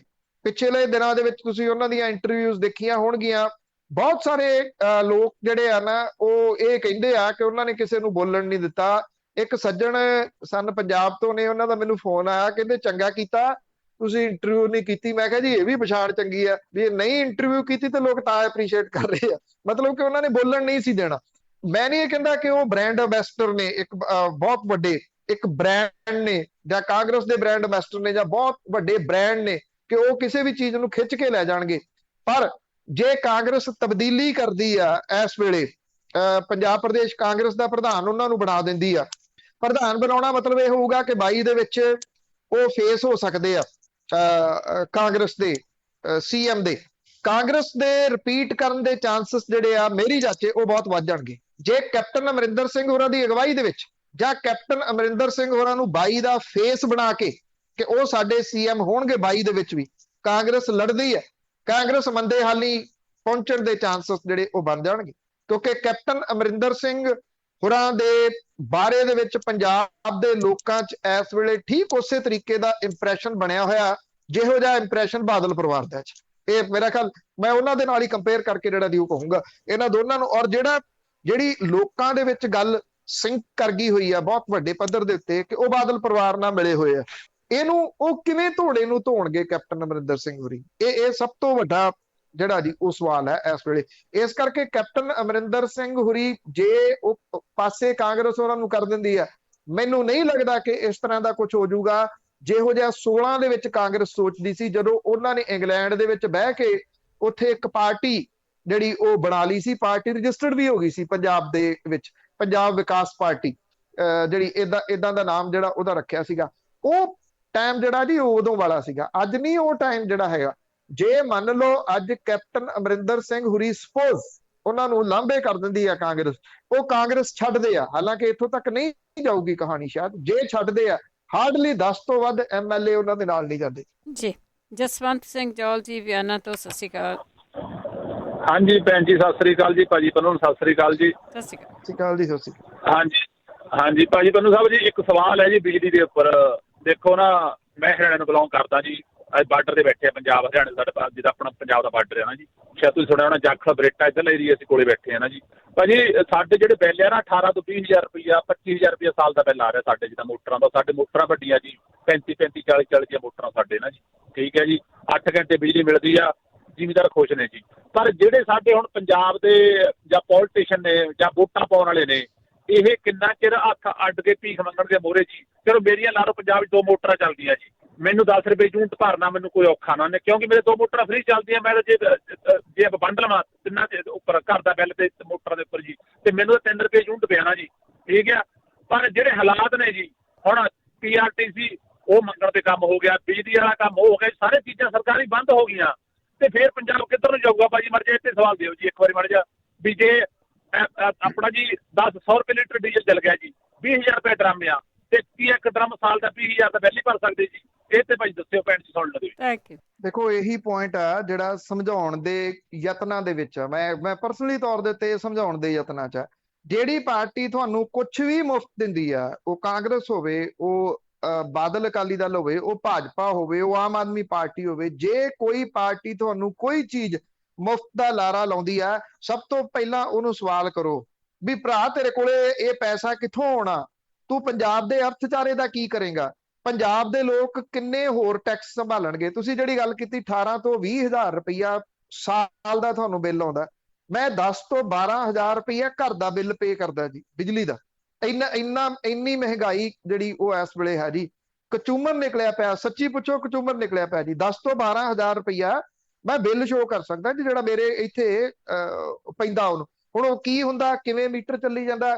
ਅਸੀਂ ਮਤਲਬ ਕਿ 2.5 ਜੀ ਆ ਜੀ ਘਰ ਦੇ, ਕੋਈ ਇਹ ਨਹੀਂ, ਬਹੁਤ ਸੰਜਮ ਨਾਲ ਰਹਿਣ ਵਾਲੇ ਲੋਕ ਆ ਕਿ ਇਹ ਨਹੀਂ ਹੈਗਾ, ਫੁਕਰਪਣਾ ਕਿਤੇ ਨਹੀਂ ਹੈਗਾ ਕਿ ਲਾਈਟਾਂ ਜਗ ਰਹੀਆਂ ਨੇ, ਕਿੱਡੀਆਂ ਲਾਈਟਾਂ ਜਗ ਰਹੀਆਂ ਨੇ, ਜਿਹੜੀਆਂ ਈਵਨ ਜਿੰਨੀਆਂ ਬਾਹਰ ਲਾਈਟਾਂ ਨੇ ਉਹ ਸਾਰੀਆਂ ਸੋਲਰ ਲਾਈਆਂ ਹੋਈਆਂ ਨੇ ਵੱਡੀਆਂ, ਕਿ ਉਹਨਾਂ ਦੇ ਉੱਤੇ ਬਿਜਲੀ ਦਾ ਖਰਚ ਨਾ ਆਵੇ, ਉਹਦੇ ਬਾਵਜੂਦ ਇੰਨਾ ਬਿੱਲ ਜਿਹੜਾ ਉਹ ਆਉਂਦਾ। ਇਹੀ ਸਮਝਾਉਣ ਦੇ ਯਤਨਾਂ 'ਚ ਹੈ ਕਿ ਕੋਈ ਸਰਕਾਰ, ਕੋਈ ਪਾਰਟੀ ਤੁਹਾਨੂੰ ਪੱਲਿਓਂ ਨਹੀਂ ਦਿੰਦੀ ਹੁੰਦੀ। ਜੇ ਕੋਈ ਉਹ ਮੁਫਤ ਦੇ ਰਹੀ ਆ, ਤੁਹਾਡੀ ਦੂਜੀ ਜੇਬ ਦੇ ਵਿੱਚੋਂ ਡਬਲ ਕੱਢੂਗੀ ਉਹ। ਅੱਜ ਇੱਥੇ ਜਿਹੜੇ ਘਰਾਂ ਦੇ ਬਿੱਲ ਨੇ, ਇਹ ਕੋਈ ਮੇਰਾ ਇਕੱਲੇ ਦਾ ਬਿੱਲ ਨਹੀਂ ਗਾ ਵੀ ਉਹ ਮੈਨੂੰ ਟਾਰਗੇਟ ਤੇ ਰੱਖਿਆ, ਸਭ ਦੇ ਹੀ ਇਸੇ ਤਰੀਕੇ ਦੇ ਨਾਲ ਜਿਹੜੇ ਆ ਉਹ ਬਿੱਲ ਆ ਰਹੇ ਆ, ਉਹ ਦੇ ਰਹੇ ਨੇ। ਮੈਂ ਤਾਂ ਗੱਲ ਕਰਾਂ ਗਊ, ਤੁਸੀਂ ਕੋਈ 4 ਵੀਲਰ ਲੈਣ ਗਏ, ਕੋਈ 2 ਵੀਲਰ ਲੈਣ ਗਏ, ਉਹਦੇ ਉੱਤੇ ਗਊ ਸੈਸ ਲੱਗਦਾ ਹਰੇਕ ਵਹੀਕਲ ਦੇ ਉੱਤੇ। ਨਿਕਲਦੇ ਆ ਸਾਰ ਸ਼ੋਰੂਮ ਚੋਂ ਬਾਹਰ ਨਿਕਲਦੇ ਆ ਤੁਹਾਡੇ 'ਚ ਗਊ ਵੱਜਦੀ ਆ ਕੇ, ਕਿਉਂਕਿ ਉਹਨਾਂ ਨੂੰ ਸੰਭਾਲਣ ਦਾ ਯਤਨ ਤਾਂ ਨਹੀਂ ਨਾ ਕੀਤਾ, ਉਹ ਤਾਂ ਪੈਸੇ ਲਏ ਤੁਹਾਡੇ ਤੋਂ। ਸਿਰਫ ਹਰ ਸ਼ਰਾਬ ਦੀ ਬੋਤਲ ਦੇ ਉੱਤੇ ਗਊ ਸੈਸ ਲੱਗ ਰਿਹਾ, ਜਦੋਂ ਕਿ ਗਊਸ਼ਾਲਾਵਾਂ ਜਿਹੜੀਆਂ ਨੇ ਉਹ ਸਰਕਾਰ ਨੇ ਜਿਹੜਾ ਪ੍ਰਾਈਵੇਟ ਪਾਰਟਨਰ ਜਿਹੜਾ ਸੀਗਾ ਉਹਦੇ ਵਿੱਚ PPP ਮੋਡ ਦੇ ਵਿੱਚ ਕਰ ਦਿੱਤੀਆਂ। ਜੇ ਉਹ ਪ੍ਰਾਈਵੇਟ ਤੌਰ ਦੇ ਉੱਤੇ ਕਰਤੀਆਂ, ਪ੍ਰਾਈਵੇਟ ਹੱਥਾਂ 'ਚ ਦੇਤੀਆਂ, ਫਿਰ ਗਊ ਸੈਸ ਲੋਕ ਕਿਉਂ ਭੁਗਤ ਰਹੇ ਆ? ਉਹ ਨਹੀਂ ਲੱਥਣਾ। ਜਿੰਨਾ ਇਹਦੇ ਉੱਤੇ ਜਿਹੜਾ ਵੀ ਇੱਕ ਵਾਰੀ ਜਿਹੜਾ ਲੱਗ ਗਿਆ ਟੈਕਸ, ਉਹ ਨਹੀਂ ਕਿਤੇ ਵੀ ਜਾਣਾ। ਟੈਕਸਾਂ ਦੇ ਨਾਲ ਲੋਕ ਲੱਦੇ ਪਏ ਆ। ਇਹੀ ਸਵਾਲ ਸਭ ਤੋਂ ਜਿਹੜਾ ਉਹ ਵੱਡਾ ਆ ਕਿ ਤੁਸੀਂ ਮੁਫਤ ਲੈ ਕੇ ਕਿੱਥੇ ਜਾਓਗੇ? ਜੇ ਇਹ ਕਿਸਾਨਾਂ ਨੇ ਜੇ ਕਿਤੇ ਹਾਂ ਗੱਲ ਜਿਹੜੀ ਸਿਆਣ ਭਰੀ ਤੁਹਾਡੇ ਵਾਲੀ ਜਿਹੜੀ ਆ ਉਹ ਸਮਝੀ ਹੁੰਦੀ, ਜਾਂ ਅੱਜ ਵੀ ਸਮਝ ਲੈਣ, ਤਾਂ ਇਹ ਗੱਲ ਕਹਿਣ ਕਿ ਸਾਨੂੰ 8 ਘੰਟੇ ਨਿਰੰਤਰ ਬਿਜਲੀ ਚਾਹੀਦੀ ਆ, ਜਿਹੜਾ ਮਿਨੀਮਮ ਹੈ। ਮੈਂ ਨਹੀਂ ਕਹਿੰਦਾ ਕਿ ਤੁਸੀਂ ਉਹਨਾਂ ਨੂੰ ਮੈਕਸਿਮਮ ਲਾਓ। ਆ ਜਿਹੜੇ ਸਮਝੌਤੇ ਕੀਤੇ ਆ ਰਾਜ ਕਰਾਂਗੇ 25 ਸਾਲ ਵਾਲਿਆਂ ਨੇ, ਉਹਨਾਂ ਨੇ ਸੱਤਿਆਨਾਸ਼ ਕਰਕੇ ਰੱਖ ਦਿੱਤਾ ਪੰਜਾਬ ਦਾ ਜੀ। ਔਰ ਇਹ ਅਜੇ ਕਿੰਨੇ ਸਾਲ ਹੋਰ ਭੁਗਤਣਾ ਜਿਹੜਾ ਉਹ ਪੈਣਾ। ਮੈਂ ਫੇਰ ਕਹੂੰਗਾ, ਅੱਜ ਲੋਕਾਂ ਨੂੰ ਮੰਗਣਾ ਕੀ ਚਾਹੀਦਾ? ਬੰਬੇ ਦੇ ਵਿੱਚ ਮੁੱਖ ਮੰਤਰੀ ਉਹਨਾਂ ਨੇ ਇੱਕ ਮੀਟਿੰਗ ਲਾਈ ਸੀਗੀ, ਇੰਡਸਟਰੀ ਵਾਲਿਆਂ ਨੂੰ ਕਹਿੰਦੇ ਇੰਡਸਟਰੀ ਲੈ ਕੇ ਆਓ, ਪੰਜਾਬ 'ਚ 5 ਰੁਪਏ ਪਰ ਯੂਨਿਟ ਤੁਹਾਨੂੰ ਬਿਜਲੀ ਦੇਵਾਂਗੇ। ਉੱਥੇ ਮਹਿੰਦਰਾ ਵਾਲੇ ਵੀ ਸੀ, ਉੱਥੇ ਰਿਲਾਇੰਸ ਵਾਲੇ ਸੀ। ਮਹਿੰਦਰਾ ਵਾਲਿਆਂ ਨੇ ਇਹ ਗੱਲ ਕਹੀ ਕਿ 2.5 ਰੁਪਏ ਪਰ ਯੂਨਿਟ ਬਿਜਲੀ ਚੁੱਕੋ ਜਿੰਨੀ ਚਾਹੀਦੀ ਹੈ। ਰਿਲਾਇੰਸ ਕਹਿੰਦਾ 2.25 ਰੁਪਏ ਮੈਂ ਬਾਕੀ ਰਾਜਾਂ ਨੂੰ ਦਿੰਦਾ, ਤੁਸੀਂ ਵੀ ਲੈ ਲਓ। ਤੁਸੀਂ 5 ਰੁਪਏ ਸਾਨੂੰ ਦੇ ਰਹੇ, ਅਸੀਂ ਤਾਂ ਇਸ ਰੇਟ 'ਤੇ ਦੇ ਰਹੇ। ਅੱਜ ਤੱਕ ਮੁੜ ਕੇ ਬੰਬੇ ਨਹੀਂ ਗਏ ਜਾਂ ਉਹਨਾਂ ਕੰਪਨੀਆਂ ਨੂੰ ਨਹੀਂ ਸੱਦਿਆ। ਜੇ ਤੁਹਾਡੇ ਕੋਲੇ ਅਵੇਲੇਬਲ ਆ ਬਾਹਰ ਜਿਹੜੀ ਇਹ ਪਾਵਰ ਅਵੇਲੇਬਲ ਆ, ਬਿਜਲੀ ਅਵੇਲੇਬਲ ਆ, 2.5 ਰੁਪਏ, 2.25 ਰੁਪਏ, 3 ਰੁਪਏ ਵੀ ਤੁਸੀਂ ਲੈ ਲਓ। ਉਹ ਤੁਸੀਂ ਰਾਜ ਕਰਾਂਗੇ 25 ਸਾਲ ਵਾਲਿਆਂ ਨੇ ਤੁਹਾਨੂੰ ਬੰਨ ਦਿੱਤਾ 25 ਸਾਲ ਦੇ ਵਾਸਤੇ ਨੂੜ ਕੇ। ਉਹਨਾਂ ਜਿਹੜੇ ਥਰਮਲ ਪਲਾਂਟ ਪ੍ਰਾਈਵੇਟ ਨੇ ਜਿਨ੍ਹਾਂ ਦੇ ਨਾਲ ਸਮਝੌਤੇ ਕੀਤੇ ਆ, ਉਹ ਨਾ ਪ੍ਰੋਡਿਊਸ ਕਰਨ, ਉਹਨਾਂ ਨੂੰ ਪੈਸੇ ਤਾਂ ਵੀ ਦੇਣੇ ਪੈਣੇ ਆ। ਜੇ ਪ੍ਰੋਡਿਊਸ ਨਹੀਂ ਕਰਦੇ, ਉਹ ਤੁਹਾਨੂੰ ਪ੍ਰੋਪਰ ਜਿੰਨੀ ਉਹਨਾਂ ਨੇ ਦੇਣੀ ਆ ਬਿਜਲੀ ਨਹੀਂ ਦੇ ਰਹੇ, ਉਹਨਾਂ ਦੇ ਉੱਤੇ ਕੋਈ ਜੁਰਮਾਨਾ ਨਹੀਂ ਲਾਇਆ ਜਾ ਸਕਦਾ। ਇਹ ਕਲੌਜ਼ ਦੇ ਵਿੱਚ ਸ਼ਾਮਲ ਆ ਜੀ। ਇਹ ਕਿਉਂ ਹੋਇਆ? ਮੁਫਤ ਜਿਹੜੀਆਂ ਚੀਜ਼ਾਂ ਨੇ ਉਹ ਲੈਣ ਕਰਕੇ ਹੋਇਆ। ਇਹ ਪੰਜਾਬੀਆਂ ਨੂੰ ਕਿਤੇ ਨਾ ਕਿਤੇ, ਕਿਸਾਨ ਭਾਈਚਾਰੇ ਨੂੰ ਵੀ ਸਮਝਣਾ ਪਊਗਾ ਵੀ ਮੁਫਤ ਦੇ ਵਿੱਚ ਤੁਹਾਨੂੰ ਮਿਲ ਕੱਖ ਨਹੀਂ ਰਿਹਾ। ਜੇ ਥੋੜਾ ਬਿੱਲ ਉਹਦੇ ਉੱਤੇ ਲੱਗ ਜਾਊਗਾ, ਘੱਟੋ ਘੱਟ 8 ਘੰਟੇ ਜਦੋਂ ਬਿਜਲੀ ਨਹੀਂ ਆਊਗੀ, ਤੁਸੀਂ ਗਲ 'ਚ ਅੰਗੂਠਾ ਤਾਂ ਦੇ ਸਕੋਗੇ ਨਾ ਜੀ। ਅਵਤਾਰ ਸਿੰਘ ਜੀ, ਸਤਿ ਸ਼੍ਰੀ ਅਕਾਲ ਜੀ ਮੇਰੇ ਸਾਰੇ ਭੈਣ ਭਰਾਵਾਂ ਨੂੰ। ਮੇਰੀ ਬੇਨਤੀ ਇਹ ਹੈ ਵੀ ਮੇਰਾ ਪਹਿਲਾ ਸਵਾਲ ਤਾਂ ਇਹ ਆ ਵੀ ਜੇ ਫਰਜ਼ ਕਰ ਲਓ ਜਿਸ ਤਰ੍ਹਾਂ ਕੇਜਰੀਵਾਲ ਨੇ ਕਿਹਾ ਹੈ ਕਿ ਇੱਕ ਸਿੱਖ ਚਿਹਰਾ ਹੋਊਗਾ ਸਾਡਾ ਚੀਫ ਮਿਨਿਸਟਰ ਦਾ ਕੈਂਡੀਡੇਟ, ਤੇ ਕੀ ਉਹ ਕਿਤੇ ਇਹ ਆਸ ਤਾਂ ਨਹੀਂ ਕਰਦੇ ਵੀ ਸਿੱਧੂ ਸ਼ਾਇਦ ਕਾਂਗਰਸ ਛੱਡ ਕੇ ਸਾਡੇ 'ਚ ਸ਼ਾਮਲ ਹੋ ਜਾਵੇ ਤੇ ਅਸੀਂ ਸਿੱਧੂ ਨੂੰ ਆਪਣਾ ਕੈਂਡੀਡੇਟ ਬਣਾ ਲਾਂਗੇ ਚੀਫ ਮਿਨਿਸਟਰ ਦਾ? ਹੋਰ ਜਾਂ ਉਸ ਤੋਂ ਬਿਨਾਂ ਹੋਰ ਕਿਹੜਾ ਚਿਹਰਾ ਹੋ ਸਕਦਾ ਜਿਹਨੂੰ ਉਹ ਚੀਫ ਮਿਨਿਸਟਰ ਬਣਾ ਸਕਦੇ ਨੇ?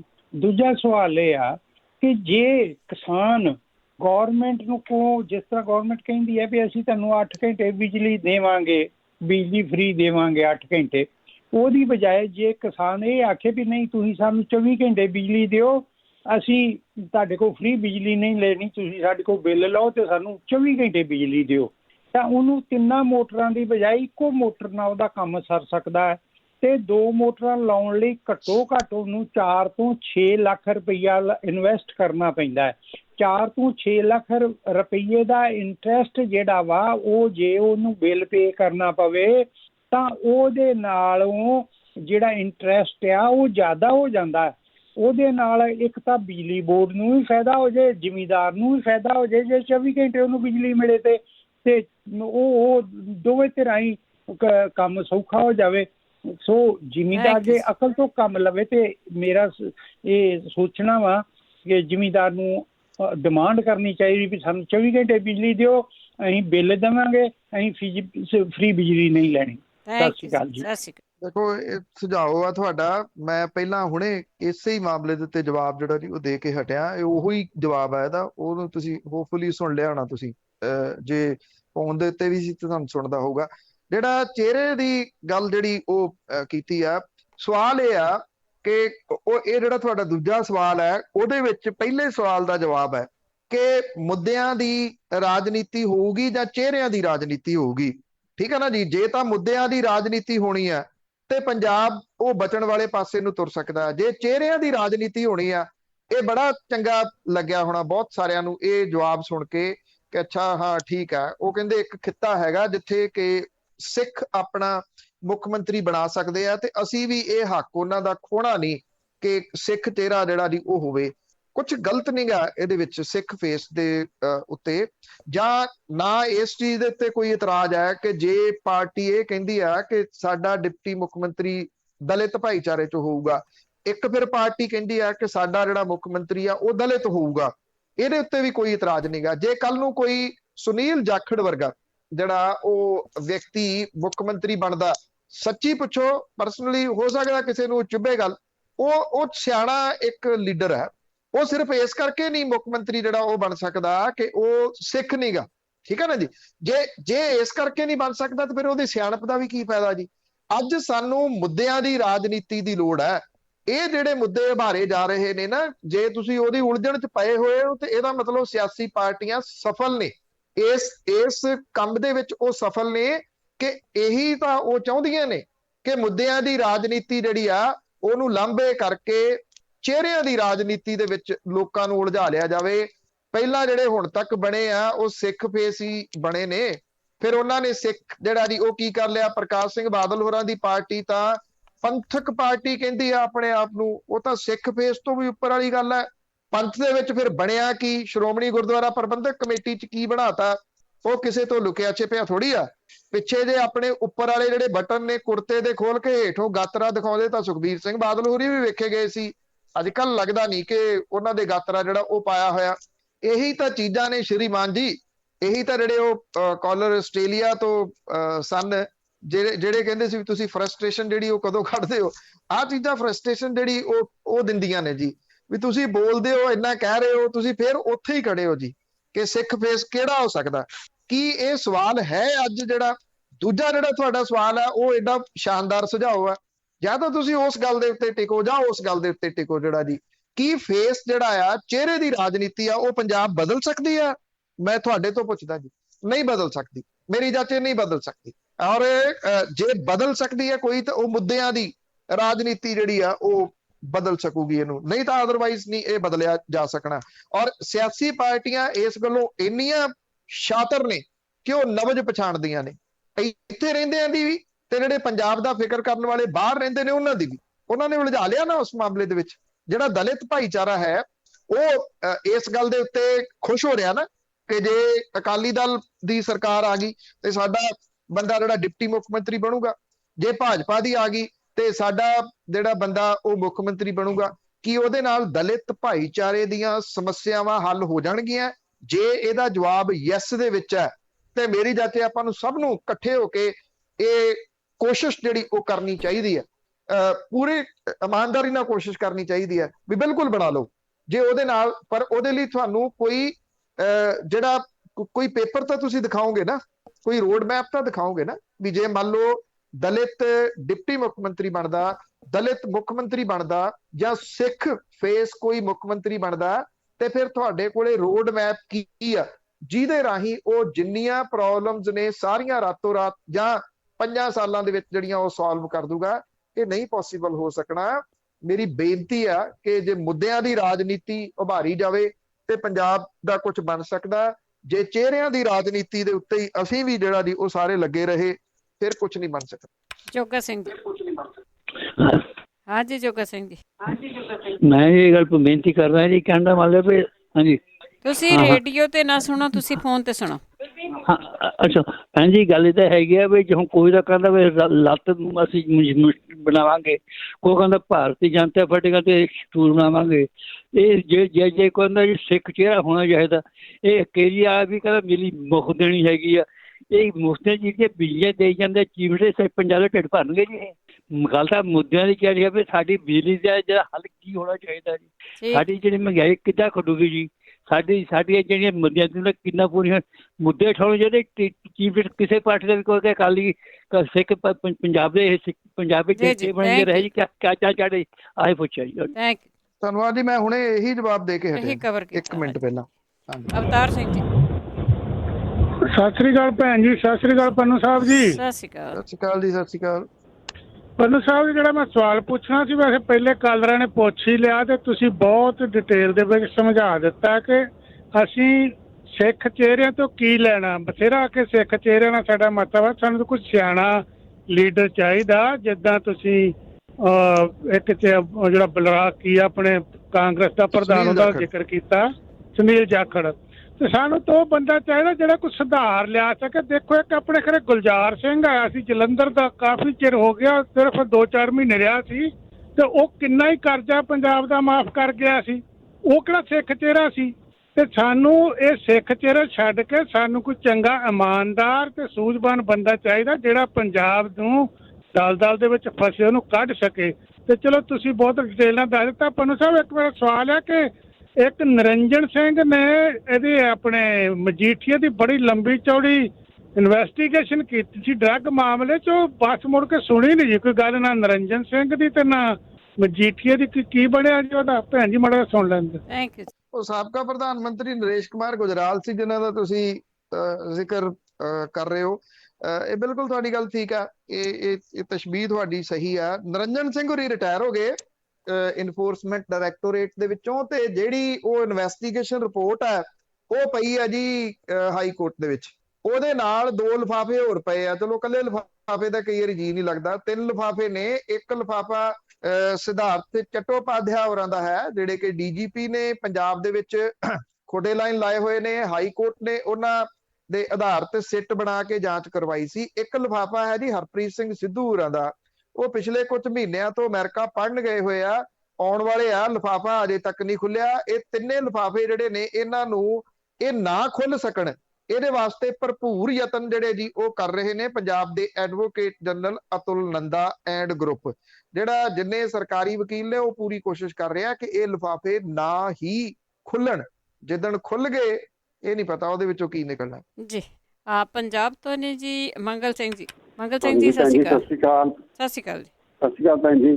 ਪੰਨੂ ਸਾਹਿਬ ਸਤਿ ਸ਼੍ਰੀ ਅਕਾਲ ਜੀ। ਸਤਿ ਸ਼੍ਰੀ ਅਕਾਲ ਜੀ। ਸਤਿ ਸ਼੍ਰੀ ਅਕਾਲ ਪੰਨੂ ਸਾਹਿਬ। ਸਤਿ ਸ਼੍ਰੀ ਅਕਾਲ ਸਰ। ਪੰਨੂ ਸਾਹਿਬ ਬਹੁਤ ਮਜ਼ਾ ਲਿਆਉਂਦੇ ਤੁਸੀਂ। ਪੰਨੂ ਸਾਹਿਬ, ਇੱਕ ਤਾਂ ਮੇਰਾ ਕਮੈਂਟ ਹੈ, ਇੱਕ ਮੇਰਾ ਸਵਾਲ ਹੈ ਜੀ। ਉਹ ਵੈਸੇ ਤਾਂ ਗੱਲਾਂ 'ਚ ਉਹ ਕਾਫੀ ਲੋਕਾਂ ਨੇ ਵੀ ਜਵਾਬ ਦਿੱਤਾ, ਤੁਸੀਂ ਜੋ ਡਿਬੇਟ ਟਾਈਪ ਬਣ ਗਿਆ ਤੁਹਾਡਾ। ਕਿਸੇ ਕੰਟਰੀ ਨੂੰ ਚਲਾਉਣ ਲਈ, ਕਿਸੇ ਸਟੇਟ ਨੂੰ ਚਲਾਉਣ ਲਈ ਇੱਕ ਵਧੀਆ ਕਮਾਂਡਰ ਚਾਹੀਦਾ, ਇੱਕ ਵਧੀਆ ਪਾਇਲਟ ਚਾਹੀਦਾ। ਪੰਜਾਬ ਦਾ ਬੇੜਾ ਗਰਕ ਹੋ ਚੁੱਕਾ ਬਹੁਤ ਪਿਛਲੇ ਸਾਲਾਂ 'ਚ। ਅਖੀਰ ਜੇ ਤੇ ਇਹਦਾ ਬੇੜੇ ਨੂੰ ਕੱਢਣ ਦੇ ਲਈ ਇਹ ਜਾਤ ਪਾਤ ਨੂੰ ਨਹੀਂ ਕਰਨਾ ਚਾਹੀਦਾ। ਜਿੱਦਾਂ ਫਰਜੀ ਦਾ ਕੋਈ ਜਹਾਜ਼ ਚਲਾਉਣਾ ਹੋਵੇ, ਇਹ ਸਰਦਾਰ ਨੇ ਚਲਾਉਣਾ, ਇਹ ਮੋਨੇ ਨੇ ਚਲਾਉਣਾ, ਇਹ ਹਿੰਦੂ ਨੇ ਚਲਾਉਣਾ। ਪਰ ਜੇ ਉਹਨੇ ਜਾ ਕੇ ਜਹਾਜ਼ ਛੱਡ ਦਿੱਤਾ ਫਿਰ ਕੀ ਹੋਊ? ਭੁੱਲ ਜਾਓ ਇਹਨਾਂ ਚੀਜ਼ਾਂ ਨੂੰ ਪਲੀਜ਼। ਉਹਨੂੰ ਉਹ ਬੰਦਾ ਆਵੇ, ਚਾਹੇ ਕਿਸੇ ਕਾਸਟ ਦਾ ਵੀ ਹੋਵੇ, ਜਿਹੜਾ ਸਾਨੂੰ ਇਸ ਗੱਲ ਦੇ ਵਿੱਚੋਂ ਬਾਹਰ ਲਿਆ ਦੇਵੇ। ਓਕੇ, ਨੈਕਸਟ ਮੇਰਾ ਸਾਰੇ ਇੱਕ ਸਵਾਲ ਹੈ ਵੀ ਫਰਜ਼ ਕੀਤਾ ਜਿਹੜਾ ਕਿਸਾਨ ਅੰਦੋਲਨ ਹੈ ਉਹ ਥੋੜੇ ਮਹੀਨੇ 'ਚ, ਥੋੜੇ ਹਫ਼ਤਿਆਂ 'ਚ ਖਤਮ ਹੋ ਜਾਂਦਾ, ਤੇ ਇਹਦਾ ਅਸਰ ਜਿਹੜਾ ਪਲੀਜ਼ ਦੱਸਣਾ ਸੋਚ ਕੇ 24 ਦੀਆਂ ਜਨਰਲ ਇਲੈਕਸ਼ਨਾਂ ਤੇ ਕੀ ਪਏਗਾ sir? Thank you. Thank you ਜੀ। ਦੇਖੋ, ਕਿਸਾਨ ਅੰਦੋਲਨ ਦਾ ਜਿਹੜਾ ਹੱਲ ਕੋਈ ਨਾ ਕੋਈ ਨਿਕਲੂਗਾ। ਉਹ ਇਸ ਕਰਕੇ ਨਿਕਲੂਗਾ ਕਿ ਉਹ ਪੰਜਾਬ ਦੀਆਂ ਚੋਣਾਂ ਕਰਕੇ ਨਹੀਂ ਨਿਕਲੂਗਾ, ਉਹ ਉੱਤਰ ਪ੍ਰਦੇਸ਼ ਦੀਆਂ ਚੋਣਾਂ ਕਰਕੇ ਨਿਕਲੂਗਾ। ਉੱਤਰ ਪ੍ਰਦੇਸ਼ ਭਾਰਤੀ ਜਨਤਾ ਪਾਰਟੀ ਅੱਜ ਦੀ ਤਰੀਕ 'ਚ ਹਾਰ ਰਹੀ ਹੈ। ਤੁਸੀਂ ਦੇਖੋ, 3 ਨੰਬਰ ਦੇ ਉੱਤੇ ਉੱਥੋਂ ਦੀਆਂ ਲੋਕਲ ਚੋਣਾਂ ਦੇ ਵਿੱਚ ਰਹੀ ਭਾਰਤੀ ਜਨਤਾ ਪਾਰਟੀ। ਧੱਕੇ ਦੇ ਨਾਲ ਪੁਲਿਸ ਜਿਹੜੀ ਉਹ ਚੁੱਕ ਕੇ ਜਿਹੜੇ ਪ੍ਰਧਾਨ ਹੈ ਉਹ ਆਪਣੇ ਲਾਈ ਜਾ ਰਹੀ ਹੈ ਨਿਗਮਾਂ ਵਗੈਰਾ ਦੇ, ਇਹ ਦੱਸਣ ਦੇ ਵਾਸਤੇ ਕਿ ਅਸੀਂ ਧੱਕਾ ਕਰਾਂਗੇ। ਉੱਤਰ ਪ੍ਰਦੇਸ਼ ਦੀਆਂ ਚੋਣਾਂ ਕਰਕੇ ਕਿਸਾਨ ਮਸਲੇ ਦਾ ਹੱਲ ਨਿਕਲੂਗਾ, ਨਹੀਂ ਤਾਂ ਭਾਰਤੀ ਜਨਤਾ ਪਾਰਟੀ ਦੇ ਹੱਥੋਂ ਉੱਤਰ ਪ੍ਰਦੇਸ਼ ਨਿਕਲੂਗਾ। ਠੀਕ ਹੈ ਨਾ ਜੀ। ਜਿਹੜੀ ਗੱਲ ਹੈ 24 ਦੇ ਉੱਤੇ ਕਿਹੋ ਜਿਹਾ 22 ਦੇ ਉੱਤੇ ਜਿਹੜਾ ਜੀ ਉਹ ਕਿਹੋ ਜਿਹਾ ਅਸਰ ਰਹੂਗਾ, ਪਹਿਲਾ ਤਾਂ ਸਵਾਲ ਇਹ ਆ। ਔਰ ਇਹਦਾ ਅਸਰ ਬਹੁਤ ਵੱਡਾ ਪਊਗਾ। ਮੈਂ ਤਾਂ ਕਹਿੰਦਾ ਕਿ ਕਿਸਾਨ ਜਿਹੜੇ ਨੇ, ਜੇ ਕੇਂਦਰ ਦੀ ਸਰਕਾਰ ਇਸ ਗੱਲ ਦੇ ਉੱਤੇ ਆਉਂਦੀ ਆ ਕਿ ਜਦੋਂ ਤੱਕ ਉਹਦੀ ਟਰਮ ਰਹਿੰਦੀ ਆ ਅਸੀਂ ਉਦੋਂ ਤੱਕ ਇਹ ਜਿਹੜੇ ਖੇਤੀ ਕਾਨੂੰਨ ਆ ਰੱਦ ਕਰ ਦਿੰਨੇ ਆ। ਅਗਲੇ ਜਿਹੜੀ 24 ਦੀ ਚੋਣ ਹੈ ਉਹ ਸਾਰੀਆਂ ਸਿਆਸੀ ਪਾਰਟੀਆਂ ਇਸ ਮੁੱਦੇ ਦੇ ਉੱਤੇ ਲੜ ਲੈਣ ਕਿ ਜੀ ਇਧਰ ਖੇਤੀ ਕਾਨੂੰਨ ਜਿਹੜੇ ਆ ਉਹ ਲਿਆਉਣੇ ਆ ਜਾਂ ਨਹੀਂ ਲਿਆਉਣੇ। ਜਿਹੜੀਆਂ ਪਾਰਟੀਆਂ ਕਹਿਣ ਅਸੀਂ ਤਾਂ ਲੈ ਕੇ ਆਉਣੇ ਆ, ਉਹਨਾਂ ਨੂੰ ਜਿਹੜਾ ਜੀ ਲੋਕ ਡਿਸਾਈਡ ਕਰ ਲੈਣ ਵੋਟ ਪਾਉਣੀ ਹੈ ਕਿ ਨਹੀਂ ਪਾਉਣੀ। ਜਿਹੜੀਆਂ ਪਾਰਟੀਆਂ ਇਹ ਕਹਿਣ ਕਿ ਨਹੀਂ ਅਸੀਂ ਇਹ ਖੇਤੀ ਕਾਨੂੰਨ ਨਹੀਂ ਲਿਆਉਣੇ ਕਿਸੇ ਵੀ ਹਾਲਤ ਦੇ ਵਿੱਚ, ਉਹ ਲੋਕ ਜਿਹੜਾ ਉਹਨਾਂ ਨੂੰ ਡਿਸਾਈਡ ਕਰ ਲੈਣ। ਮੇਰਾ ਖਿਆਲ ਇਸ ਗੱਲ ਦੇ ਉੱਤੇ ਜਿਹੜਾ ਉਹ ਸਮਝੌਤਾ ਹੋ ਜਾਣਾ ਚਾਹੀਦਾ। ਅਸਰ ਜਿਹੜਾ ਹੈ ਪਊਗਾ, 100% ਅਸਰ ਜਿਹੜਾ ਉਹ ਪਊਗਾ। ਇਹ ਹੋ ਹੀ ਨਹੀਂ ਸਕਦਾ ਕਿ ਅਸਰ ਨਾ ਪਵੇ। ਇਹ ਕਿਸਾਨਾਂ ਦੀ ਜਿਹੜੀ ਲੀਡਰਸ਼ਿਪ ਹੈ ਉਹਦੇ ਉੱਤੇ ਬਹੁਤ ਕੁਝ ਡਿਪੈਂਡ ਜਿਹੜਾ ਉਹ ਕਰਦਾ ਹੈ। ਅਜੇ ਤੱਕ ਕਿਸਾਨ ਲੀਡਰਸ਼ਿਪ ਜਿਹੜੀ ਆ ਉਹ ਬੜੀ ਸੁਹਿਰਦਤਾ ਦੇ ਨਾਲ ਸਾਰਾ ਕੁਝ ਜਿਹੜਾ ਉਹ ਚਲਾ ਰਹੀ ਆ। ਇਸ ਗੱਲ ਦੀ ਉਮੀਦ ਹੈ ਕਿ ਉਹ ਇਸੇ ਤਰੀਕੇ ਦੇ ਨਾਲ, ਇਸੇ ਸੁਹਿਰਦਤਾ ਦੇ ਨਾਲ ਚਲਾਉਂਦੇ ਰਹੂਗੀ। ਜਿਹੜਾ ਸ਼ਨਿਚਰਵਾਰ ਨੂੰ ਜਦੋਂ ਰਾਜ ਭਵਨ ਘੇਰਨੇ ਸੀਗੇ, ਬੜੇ ਸਾਰੀ ਕੋਸ਼ਿਸ਼ ਜਿਹੜੀ ਆ ਜੀ ਉਹ ਕੀਤੀ ਗਈ ਆ ਕਿ ਇੱਥੇ ਵਖਰੇਵੇਂ ਖੜੇ ਕੀਤੇ ਜਾਣ। ਬਹੁਤ ਵੱਡੀ ਗਿਣਤੀ ਦੇ ਵਿੱਚ ਆੜ੍ਹਤੀਏ ਤੇ ਜਿਹੜੇ ਦੂਜੇ ਵਰਗ ਨੇ ਉਹ ਇਹਦੇ ਵਿੱਚ ਸ਼ਾਮਲ ਸਨ, ਜਿਹੜੇ ਚੰਡੀਗੜ੍ਹ ਘੇਰਨ ਨੂੰ ਤੁਰੇ। ਤਾਈਓ ਐਡਾ ਵੱਡਾ ਕਾਫਲਾ ਜਿਹੜਾ ਜੀ ਉਹ ਬਣ ਗਿਆ। ਕੋਸ਼ਿਸ਼ਾਂ ਸਰਕਾਰ ਦੀਆਂ ਪੂਰੀਆਂ ਨੇ, ਪਰ ਉਹਦੇ ਵਿੱਚ ਉਹ ਸਫਲ ਨਹੀਂ ਹੋ ਪਾ ਰਹੇ। ਜੇ ਇਹੀ ਪੇਸ਼ੈਂਸ ਜਿਹੜੀ ਦੀ ਉਹ ਰੱਖੀ, ਪੰਜਾਬ ਉੱਤਰ ਪ੍ਰਦੇਸ਼ ਛੱਡੋ, 24 ਦੀਆਂ ਚੋਣਾਂ ਦੇ ਵਿੱਚ ਮੁਲਕ ਦੀ ਰਾਜਨੀਤੀ ਦੇ ਉੱਤੇ ਕਿਸਾਨ ਅੰਦੋਲਨ ਦਾ ਅਸਰ ਸਪਸ਼ਟ ਰੂਪ ਦੇ ਵਿੱਚ ਵੇਖਣ ਨੂੰ ਮਿਲੂਗਾ। ਅੱਜ ਦੀ ਤਰੀਕ ਤੁਸੀਂ ਨੋਟ ਕਰ ਲੈਣਾ ਜੀ। ਅਗਲੇ ਕਾਲਰ ਨੇ ਜੱਗਾ ਜੀ, ਸਤਿ ਸ਼੍ਰੀ ਅਕਾਲ। ਹਾਂਜੀ, ਸਤਿ ਸ਼੍ਰੀ ਅਕਾਲ ਭੈਣ ਜੀ, ਤੇ ਸਤਿ ਸ਼੍ਰੀ ਅਕਾਲ ਬਲਤੇਜ ਸਿੰਘ। ਹਾਂਜੀ, ਮੈਂ ਤਾਂ ਇਹੀ ਕਹਿਣਾ ਸੀਗਾ ਵੀ ਮਤਲਬ ਕਿ ਜਿੱਦਾਂ ਤੁਸੀਂ ਤਾਂ ਬਹੁਤ ਜ਼ਿਆਦਾ ਮਤਲਬ ਚੀਜ਼ ਦੇ ਵਿੱਚ ਡੀਪਲੀ ਜਾਂਦੇ ਆ ਵੀ ਜਿੰਨੀਆਂ ਵੀ ਇਹ ਪਾਰਟੀਆਂ ਹੈਗੀਆਂ, ਚਾਹੇ ਆਹ ਕੈਪਟਨ ਦੀ ਆ, ਚਾਹੇ ਕੇਜਰੀਵਾਲ ਆ, ਚਾਹੇ ਜਨਤਾ ਪਾਰਟੀ ਆ, ਵੀ ਇਹ ਤਾਕਤਾਂ ਤਾਂ ਇਹ ਪੰਜਾਬ ਤੋਂ ਬਾਹਰੀ ਆ। ਵੀ ਪੰਜਾਬ ਵਾਸਤੇ ਤਾਂ ਇਹ ਕਦੇ ਸੁਹਿਰਦ ਨਹੀਂ ਹੋਣਗੀਆਂ, ਕਿਉਂਕਿ ਜੇ ਆਪਾਂ ਇਹਨਾਂ ਦੀ ਬੈਕਗਰਾਊਂਡ ਚੈੱਕ ਕਰੀਏ, ਉਹ ਕਾਂਗਰਸ ਤੇ ਮਤਲਬ ਜਨਤਾ ਪਾਰਟੀ ਹੈ, ਇਹਨਾਂ ਰਲ ਮਿਲ ਕੇ ਸਾਡਾ ਦਰਬਾਰ ਸਾਹਿਬ ਵੀ ਢਾਇਆ। ਤੇ ਲੋਕਾਂ ਨੂੰ ਇੰਨੀ ਕੁ ਅਕਲ ਚਾਹੀਦੀ ਹੈ ਵੀ ਸਾਡਾ ਕੀ ਸਵਾਰ ਸਕਦੇ ਆ। ਤੇ ਰਹੀ ਗੱਲ ਜਿਹੜੀ ਆਮ ਆਦਮੀ ਦੀ, ਆਮ ਆਦਮੀ ਦੇ ਵਿੱਚ ਵੀ ਤੁਹਾਨੂੰ ਪਤਾ ਹੀ ਆ ਜੋ ਗੱਲ ਉਹਨਾਂ ਨੇ ਖਿਲਾਰੇ ਆ ਉਹ ਤੁਹਾਡੇ ਸਾਹਮਣੇ ਹੀ ਆ। ਤੇ ਇਹਦੇ ਬਾਰੇ ਤੁਸੀਂ ਦਓਗੇ ਵਿਚਾਰ ਵੀ ਜੇ ਆਪਣਾ ਜਿਹੜਾ ਕਿਸਾਨ ਆ, ਆਪਾਂ ਜਿੱਦਾਂ ਲੋਕ ਆ ਵੀ ਆਪਾਂ ਆਪਣਾ ਮਤਲਬ ਪੰਜਾਬ ਦੇ ਮਤਲਬ ਕਿ ਸਿਰਫ ਪੰਜਾਬ ਕਰਕੇ ਹੀ ਆਪਾਂ ਮਤਲਬ ਲੜ ਮਰ ਲਈਏ, ਉਹ ਜ਼ਿਆਦਾ ਬਿਹਤਰ ਹੋਊਗਾ ਕਿ ਜਾਂ ਇਹਨਾਂ ਮਤਲਬ ਕਿ ਵੀ ਅਸੀਂ ਅੰਡਰ ਅੰਬਰੇਲਾ ਹੀ ਮਤਲਬ ਸਾਰੀ ਉਮਰ ਮਤਲਬ ਜਿੱਤੀਆਂ ਖਾਂਦੇ ਰਵਾਂਗੇ। ਇਹਦੇ ਬਾਰੇ ਵਿਚਾਰ ਦਿਓ। Thank you. ਕਿਸਾਨ ਇਸ ਵੇਲੇ ਆਪਣੇ ਲਈ ਲੜ ਰਿਹਾ ਜੀ। ਕਿਸਾਨ ਕਿਸੇ ਸਿਆਸੀ ਪਾਰਟੀ ਦੇ ਵਾਸਤੇ ਤਾਂ ਲੜ ਨਹੀਂ ਰਿਹਾ। ਉਹ ਤਾਂ ਤੁਹਾਨੂੰ ਮੇਰਾ ਖਿਆਲ ਬਿਲਕੁਲ ਕਲੀਅਰ ਹੀ ਦਿਸ ਰਿਹਾ। ਉਹ ਤਾਂ ਕਿਸੇ ਸਿਆਸੀ ਪਾਰਟੀ ਨੂੰ, ਕਿਸੇ ਸਿਆਸੀ ਨੇਤਾ ਨੂੰ ਉਹਨੇ ਅੱਜ ਤੱਕ ਸਟੇਜ ਦੇ ਉੱਤੇ ਨਹੀਂ ਚੜ੍ਹਨ ਦਿੱਤਾ। ਉਹ ਆਪਣੇ ਲਈ ਲੜ ਰਿਹਾ। ਹਾਂ, ਵੱਖਰੀ ਗੱਲ ਹੈ ਕਿ ਕੁਝ ਲੋਕ ਉਹਨੂੰ ਜਿਹੜਾ ਜੀ ਉਹ ਪੰਥਕ ਲੜਾਈ ਬਣਾਉਣਾ ਚਾਹੁੰਦੇ ਆ, ਜਾਂ ਉਹਨੂੰ ਪੰਥਕ ਵਰਸਸ ਕਾਮਰੇਡ ਲੜਾਈ ਜਿਹੜੀ ਉਹ ਬਣਾ ਦੇਣੀ ਚਾਹੁੰਦੇ ਆ। ਨਾ ਇਹ ਕਾਮਰੇਡਾਂ ਦੀ ਲੜਾਈ ਹੈ, ਨਾ ਇਹ ਪੰਥਕ ਧਿਰਾਂ ਦੀ ਲੜਾਈ ਹੈ, ਇਹ ਤਾਂ ਕਿਸਾਨ ਦੀ ਲੜਾਈ ਹੈ। ਤੁਸੀਂ ਸਿਆਸੀ ਪਾਰਟੀਆਂ ਨੂੰ ਛੱਡੋ, ਆ ਜਿਹੜੇ ਬੈਠੇ ਨੇ ਕੁਝ ਲੋਕ ਸੋਸ਼ਲ ਮੀਡੀਆ ਦੇ ਉੱਤੇ, ਥੋੜਾ ਇਹਨਾਂ ਨੇ ਜਿਹੜਾ ਜੀ ਉਹ ਧਮੱਚੜ ਮਚਾਇਆ। ਜਿਹਨੂੰ ਹੀਰੋ ਸਮਝਦੇ ਸੀ ਉਹ ਕਿੱਥੇ ਆ ਅੱਜ ਜੀ? ਉਹ ਕਿਸ ਜਗ੍ਹਾ ਦੇ ਉੱਤੇ ਆ? ਅੱਜ ਜਦੋਂ ਰਾਜ ਭਵਨ ਘੇਰਨੇ ਸੀ ਦਿਸੇ ਆ ਕਿਤੇ? ਉਹ ਕਿਤੇ ਵੀ ਨਹੀਂ ਜਿਹੜਾ ਜੀ ਉਹ ਦਿਸੇ। ਸਿਆਸੀ ਪਾਰਟੀਆਂ ਛੱਡੋ ਜੀ, ਪਹਿਲਾਂ ਤਾਂ ਇਸ ਗੱਲ ਦੇ ਉੱਤੇ ਜਿਹੜਾ ਜੀ ਉਹ ਸਿੱਖੋ ਕਿ ਜੇ ਕਿਸਾਨ ਲੜ ਰਿਹਾ ਤੇ ਉਹਨੂੰ ਨਿਰੋਲ ਕਿਸਾਨ ਕਹਿ ਦਿਓ। ਇਸ ਪਲੇਟਫਾਰਮ ਦੇ ਉੱਤੇ ਜਿੰਨੇ ਮਹੀਨਿਆਂ ਤੋਂ ਕਿਸਾਨ ਅੰਦੋਲਨ ਚੱਲ ਰਿਹਾ ਉਹਦੀ ਲਗਾਤਾਰ ਕਵਰੇਜ ਹੋਈ ਹੈ। ਬਲਕਿ ਕਈ ਵਾਰੀ ਤਾਂ ਮੈਨੂੰ ਯਾਦ ਹੈ ਕਿ ਕੋਈ ਵੀ ਖਬਰ ਹੋਰ ਨਹੀਂ ਸੀ ਹੁੰਦੀ, ਕਿਉਂਕਿ ਤੁਸੀਂ ਉਸ ਤੋਂ ਬਿਨਾਂ ਕੀ ਗੱਲ ਕਰ ਸਕਦੇ ਹੋ? ਕਿਤੇ ਇਹ ਗੱਲ ਜਿਹੜੀ ਦੀ ਕਹੀ ਹੋਵੇ ਕਿ ਕੋਈ ਇੱਕ ਅੱਜ ਤੱਕ ਕਿ ਕਿਸੇ ਇੱਕ ਧਿਰ ਨੂੰ ਉਭਾਰੋ, ਕਿਸੇ ਇੱਕ ਵਿਅਕਤੀ ਨੂੰ ਉਭਾਰ ਦਿਓ। ਸਿਰਫ ਔਰ ਸਿਰਫ ਇਹ ਗੱਲ ਕੀਤੀ ਹੈ ਕਿ ਇਹ ਨਿਰੋਲ ਕਿਸਾਨ ਅੰਦੋਲਨ ਹੈ। ਕਿਸਾਨ ਮੰਗਾਂ ਆ ਨੇ, ਉਹਦੇ ਜਿੰਨੇ ਵਿਸਥਾਰ ਦੇ ਵਿੱਚ ਇਸ ਪਲੇਟਫਾਰਮ ਦੇ ਉੱਤੇ ਪੰਜਾਬੀ ਰੇਡੀਓ USA ਤੇ ਵਿਸਥਾਰ 'ਚ ਗੱਲ ਹੋਈ ਹੈ, ਸ਼ਾਇਦ ਹੀ ਕਿਤੇ ਜਿਹੜਾ ਹੋਈ ਹੋਵੇ, ਕਿਉਂਕਿ ਟਾਈਮ ਦੀ ਲਿਮਿਟ ਕੋਈ ਨਹੀਂ ਗੀ। ਤੁਸੀਂ ਖੁੱਲ ਕੇ ਗੱਲ ਜਿਹੜੀ ਉਹ ਕਹਿ ਸਕਦੇ ਹੋ। ਕੋਈ ਇਹੋ ਜਿਹੀ ਰਿਸਟ੍ਰਿਕਸ਼ਨ ਨਹੀਂ ਹੈਗੀ ਕਿ ਇਸ ਧੜੇ ਦੀ ਗੱਲ ਕਰਨੀ ਆ, ਇਹਦੀ ਕਰਨੀ, ਇਹਦੀ ਨਹੀਂ ਕਰਨੀ, ਏਦਾਂ ਦੀ ਕੋਈ ਰਿਸਟ੍ਰਿਕਸ਼ਨ ਨਹੀਂ। ਇੱਥੇ ਖੁੱਲ ਕੇ ਜਿਹੜੀ ਉਹ ਗੱਲ ਦੱਸੀ ਗਈ ਆ। ਪਰ ਉਹਦਾ ਅੱਜ ਤੱਕ ਕਦੀ ਤੁਸੀਂ ਇਹ ਨਹੀਂ ਸੁਣਿਆ ਹੋਊਗਾ ਕਿ ਉਹਦੇ ਵਿੱਚੋਂ ਕੋਈ ਧੜੇਬੰਦੀ ਹੋਵੇ ਕਿ ਇਹਦੀ ਗੱਲ ਹੋ ਗਈ, ਇਹਨੂੰ ਸਾਈਡ ਤੇ ਕਰਤਾ। ਇਸ ਕਰਕੇ ਨਹੀਂ, ਕਿਉਂਕਿ ਇਹ ਜਿਹੜਾ ਅੰਦੋਲਨ ਹੈ ਨਿਰੋਲ ਕਿਸਾਨ ਅੰਦੋਲਨ ਹੈ, ਔਰ ਇਹੀ ਇਹਦੀ ਪ੍ਰਾਪਤੀ ਹੈ ਕਿ ਉਹਨਾਂ ਨੇ ਨਿਰੋਲ ਕਿਸਾਨਾਂ ਦੇ ਉੱਤੇ ਜਿਹੜਾ ਉਹ ਰੱਖਿਆ ਹੋਇਆ। ਇਹਦੇ ਚ ਸਿਆਸੀ ਪਾਰਟੀਆਂ ਨਹੀਂ ਹੈਗੀਆਂ। ਜੇ ਕਿਸਾਨ ਇਹ ਲੜਾਈ ਜਿੱਤਦੇ ਆ ਤੇ ਇਹ ਲੜਾਈ ਜਿਹੜਾ ਆ ਉਹ ਕਿਸੇ ਧੜੇ ਦੀ ਨਹੀਂ ਜਿੱਤ ਹੋਣੀ, ਇਹ ਕਿਸੇ ਸਿਆਸੀ ਪਾਰਟੀ ਦੀ ਜਿੱਤ ਨਹੀਂ ਹੋਣੀ, ਇਹ ਕਿਸਾਨ ਦੀ ਜਿੱਤ ਹੋਣੀ ਆ, ਪੰਜਾਬ ਦੀ ਜਿੱਤ ਹੋਣੀ ਆ, ਹਰਿਆਣੇ ਦੀ ਜਿੱਤ ਹੋਣੀ ਆ, ਉੱਤਰ ਪ੍ਰਦੇਸ਼ ਦੀ ਜਿੱਤ ਹੋਣੀ ਆ, ਰਾਜਸਥਾਨ ਦੀ ਜਿੱਤ ਹੋਣੀ ਆ, ਮੱਧ ਪ੍ਰਦੇਸ਼ ਦੇ ਕਿਸਾਨਾਂ ਦੀ ਜਿੱਤ ਹੋਣੀ ਆ, ਪੱਛਮੀ ਬੰਗਾਲ ਦੇ ਕਿਸਾਨਾਂ ਦੀ ਜਿੱਤ ਹੋਣੀ ਆ, ਬਿਹਾਰ ਦੇ ਕਿਸਾਨਾਂ ਦੀ ਜਿੱਤ ਹੋਣੀ ਆ। ਜਿੰਨੇ ਇਸ ਵੇਲੇ ਕਿਸਾਨ ਲੱਗੇ ਹੋਏ ਆ, ਇਹ ਸਾਰਿਆਂ ਦੀ ਜਿਹੜੀ ਜਿੱਤ ਹੋਣੀ ਆ, ਕਿਸੇ ਸਿਆਸੀ ਪਾਰਟੀ ਦੀ ਨਹੀਂ ਜਿੱਤ ਹੋਣੀ।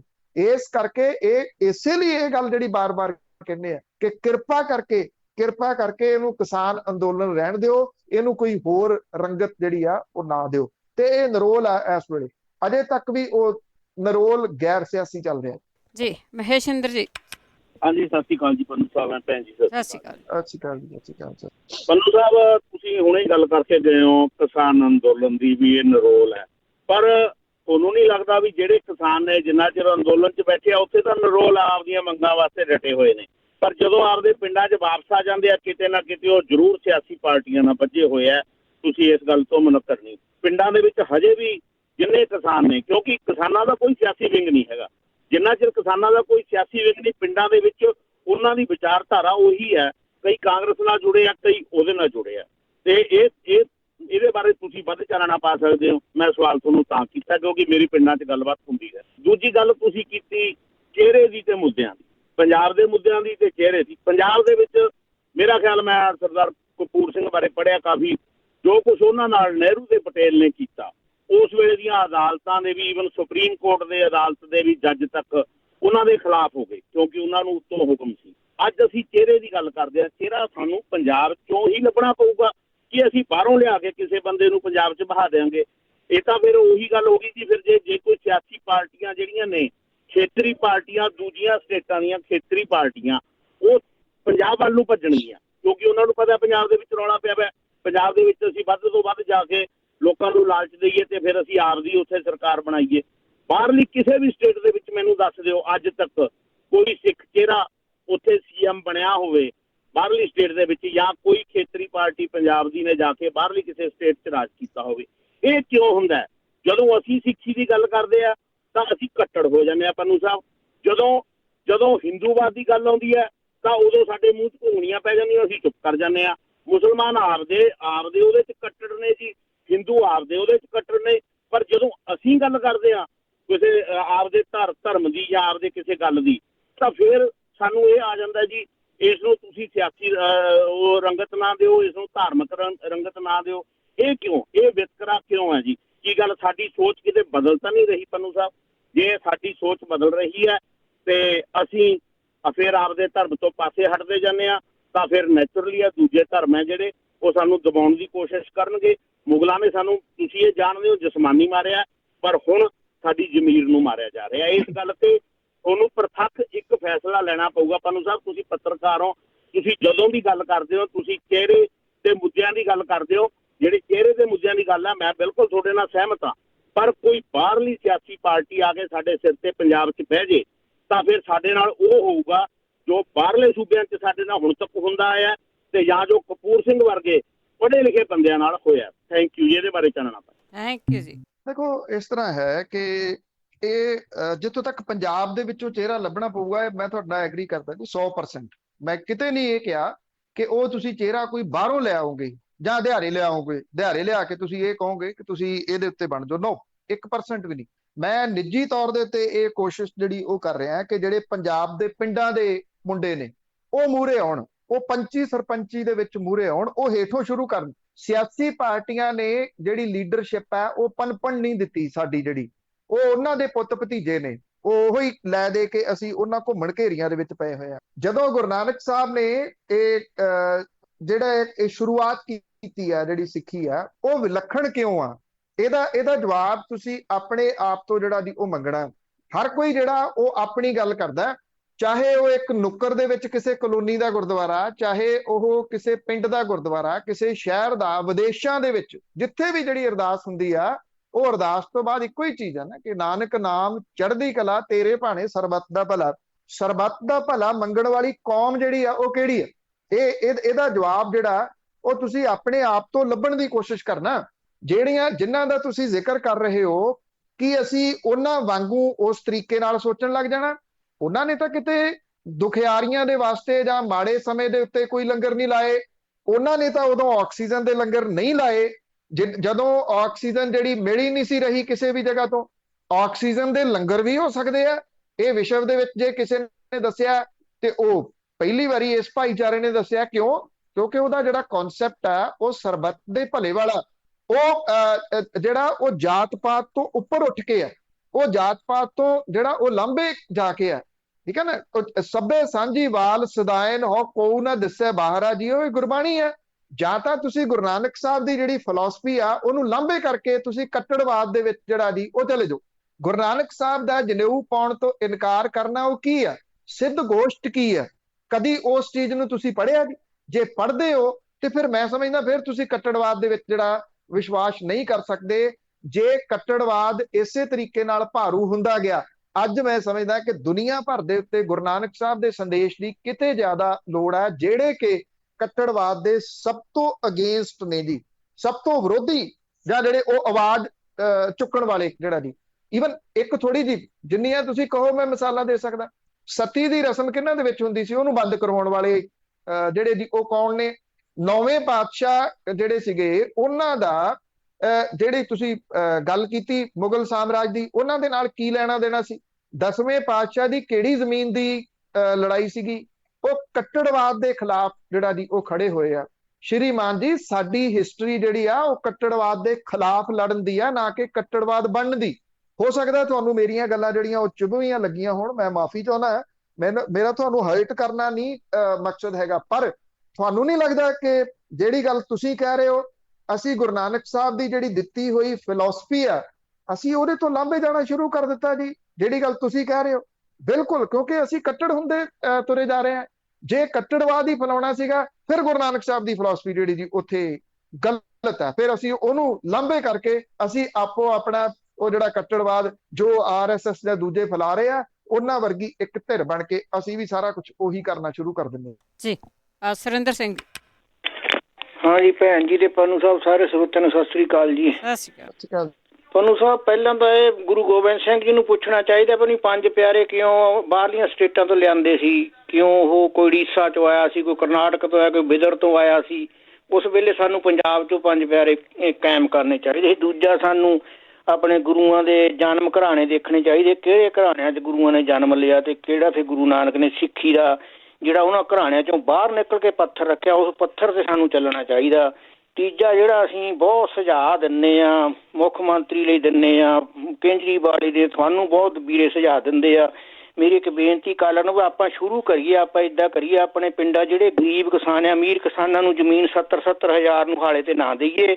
ਜਿਹੜੇ ਗਰੀਬ ਪਰਿਵਾਰ ਭੁੱਖੇ ਮਰਦੇ ਆ, ਜਿਹਨਾਂ ਕੋਲ ਅੱਧਾ ਖੇਤ ਆ, ਪੌਣਾ ਖੇਤ ਆ, ਉਹਨਾਂ ਨੂੰ ਆਪਣੀਆਂ ਜ਼ਮੀਨਾਂ 20-20 ਹਜ਼ਾਰ ਨੂੰ ਹਾਲੇ ਤੇ ਦਈਏ। ਔਰ ਇਹ ਲੋਕ ਜਿਹੜੇ ਕਾਲਰ ਮੇਰੇ ਵੀਰ ਆ, ਇਹ 5000 ਰੁਪਈਆ ਨਹੀਂ ਛੱਡੂਗੇ, ਇਹ 70,000 ਇਹ ਲਊਗੇ ਤਕੜੇ ਜ਼ਿਮੀਂਦਾਰ ਤੋਂ। ਪਰ ਸਾਨੂੰ ਇੱਥੋਂ ਇਹ ਪਹਿਲ ਸ਼ੁਰੂ ਕਰਨੀ ਚਾਹੀਦੀ ਆ ਵੀ ਗਰੀਬ ਕਿਸਾਨ ਟੋਲ ਕੇ ਆਪਣੇ ਪਿੰਡਾਂ ਦੇ, ਉਹਨਾਂ ਨੂੰ ਅਸੀਂ 20-20 ਹਜ਼ਾਰ ਨੂੰ ਹਾਲੇ ਤੇ ਜ਼ਮੀਨ ਦੇਈਏ ਔਰ ਉਹਨਾਂ ਦੀ ਸਹਾਇਤਾ ਵੀ ਕਰੀਏ। ਕਿਸੇ ਵੇਲੇ ਨੂੰ ਚੋਂ ਪੈਸਿਆਂ ਦੀ ਲੋੜ ਆ ਜਾਂ ਕਿਸੇ ਵੇਲੇ ਕਿਸੇ ਲਈ ਉਹ ਲੋੜ, ਅਸੀਂ ਸ਼ੁਰੂ ਕਰਕੇ ਇਹਨਾਂ ਨੂੰ ਮੈਪ ਦਿਖਾ ਲਈਏ ਵੀ ਸਾਡੇ ਕੋਲ ਆਹ ਮੈਪ ਆ, ਅਸੀਂ ਇੱਦਾਂ ਇਹਨਾਂ ਪੰਜਾਬ ਦਾ ਅਸੀਂ ਭਲਾ ਕਰ ਸਕਦੇ। ਫਿਰ ਉਹਨਾਂ ਨੂੰ ਵੀ ਸ਼ਰਮ ਆਊਗੀ, ਉਹ ਵੀ ਸਾਡੇ ਮਗਰ ਲੱਗ ਕੇ ਮਾੜਾ ਮੋਟਾ ਗਰੀਬਾਂ ਦਾ ਭਲਾ ਕਰੂਗੇ। ਸਾਨੂੰ ਇਹ ਪਹਿਲ ਕਰਨੀ ਚਾਹੀਦੀ। ਜਿੰਨੇ ਅਸੀਂ ਕਾਲਰ ਵੀਰ ਇੱਥੋਂ ਕਾਲਰਾਂ ਕਰਦੇ ਸੁਝਾਅ ਦਿੰਦੇ, ਤੁਹਾਨੂੰ ਪੰਨੂ ਸਾਹਿਬ ਨੂੰ ਵੀ ਸੁਝਾਅ ਦਿੰਦੇ ਆ, ਗੌਰਮੈਂਟਾਂ ਨੂੰ ਵੀ ਸੁਝਾਅ ਦਿੰਦੇ ਆ, ਸਰਕਾਰਾਂ ਨੂੰ ਵੀ ਸੁਝਾਅ ਦਿੰਦੇ। ਅਸੀਂ ਆਪਾਂ ਸ਼ੁਰੂ ਕਰੀਏ ਆਪਣੇ ਤੋਂ ਸ਼ੁਰੂ ਕਰਕੇ, ਕਿਉਂਕਿ ਗੁਰੂ ਨਾਨਕ ਨੇ ਜੋ ਵੀ ਗੱਲ ਕੀਤੀ ਆਪਣੇ ਘਰੋਂ ਸ਼ੁਰੂ ਕੀਤੀ ਆ।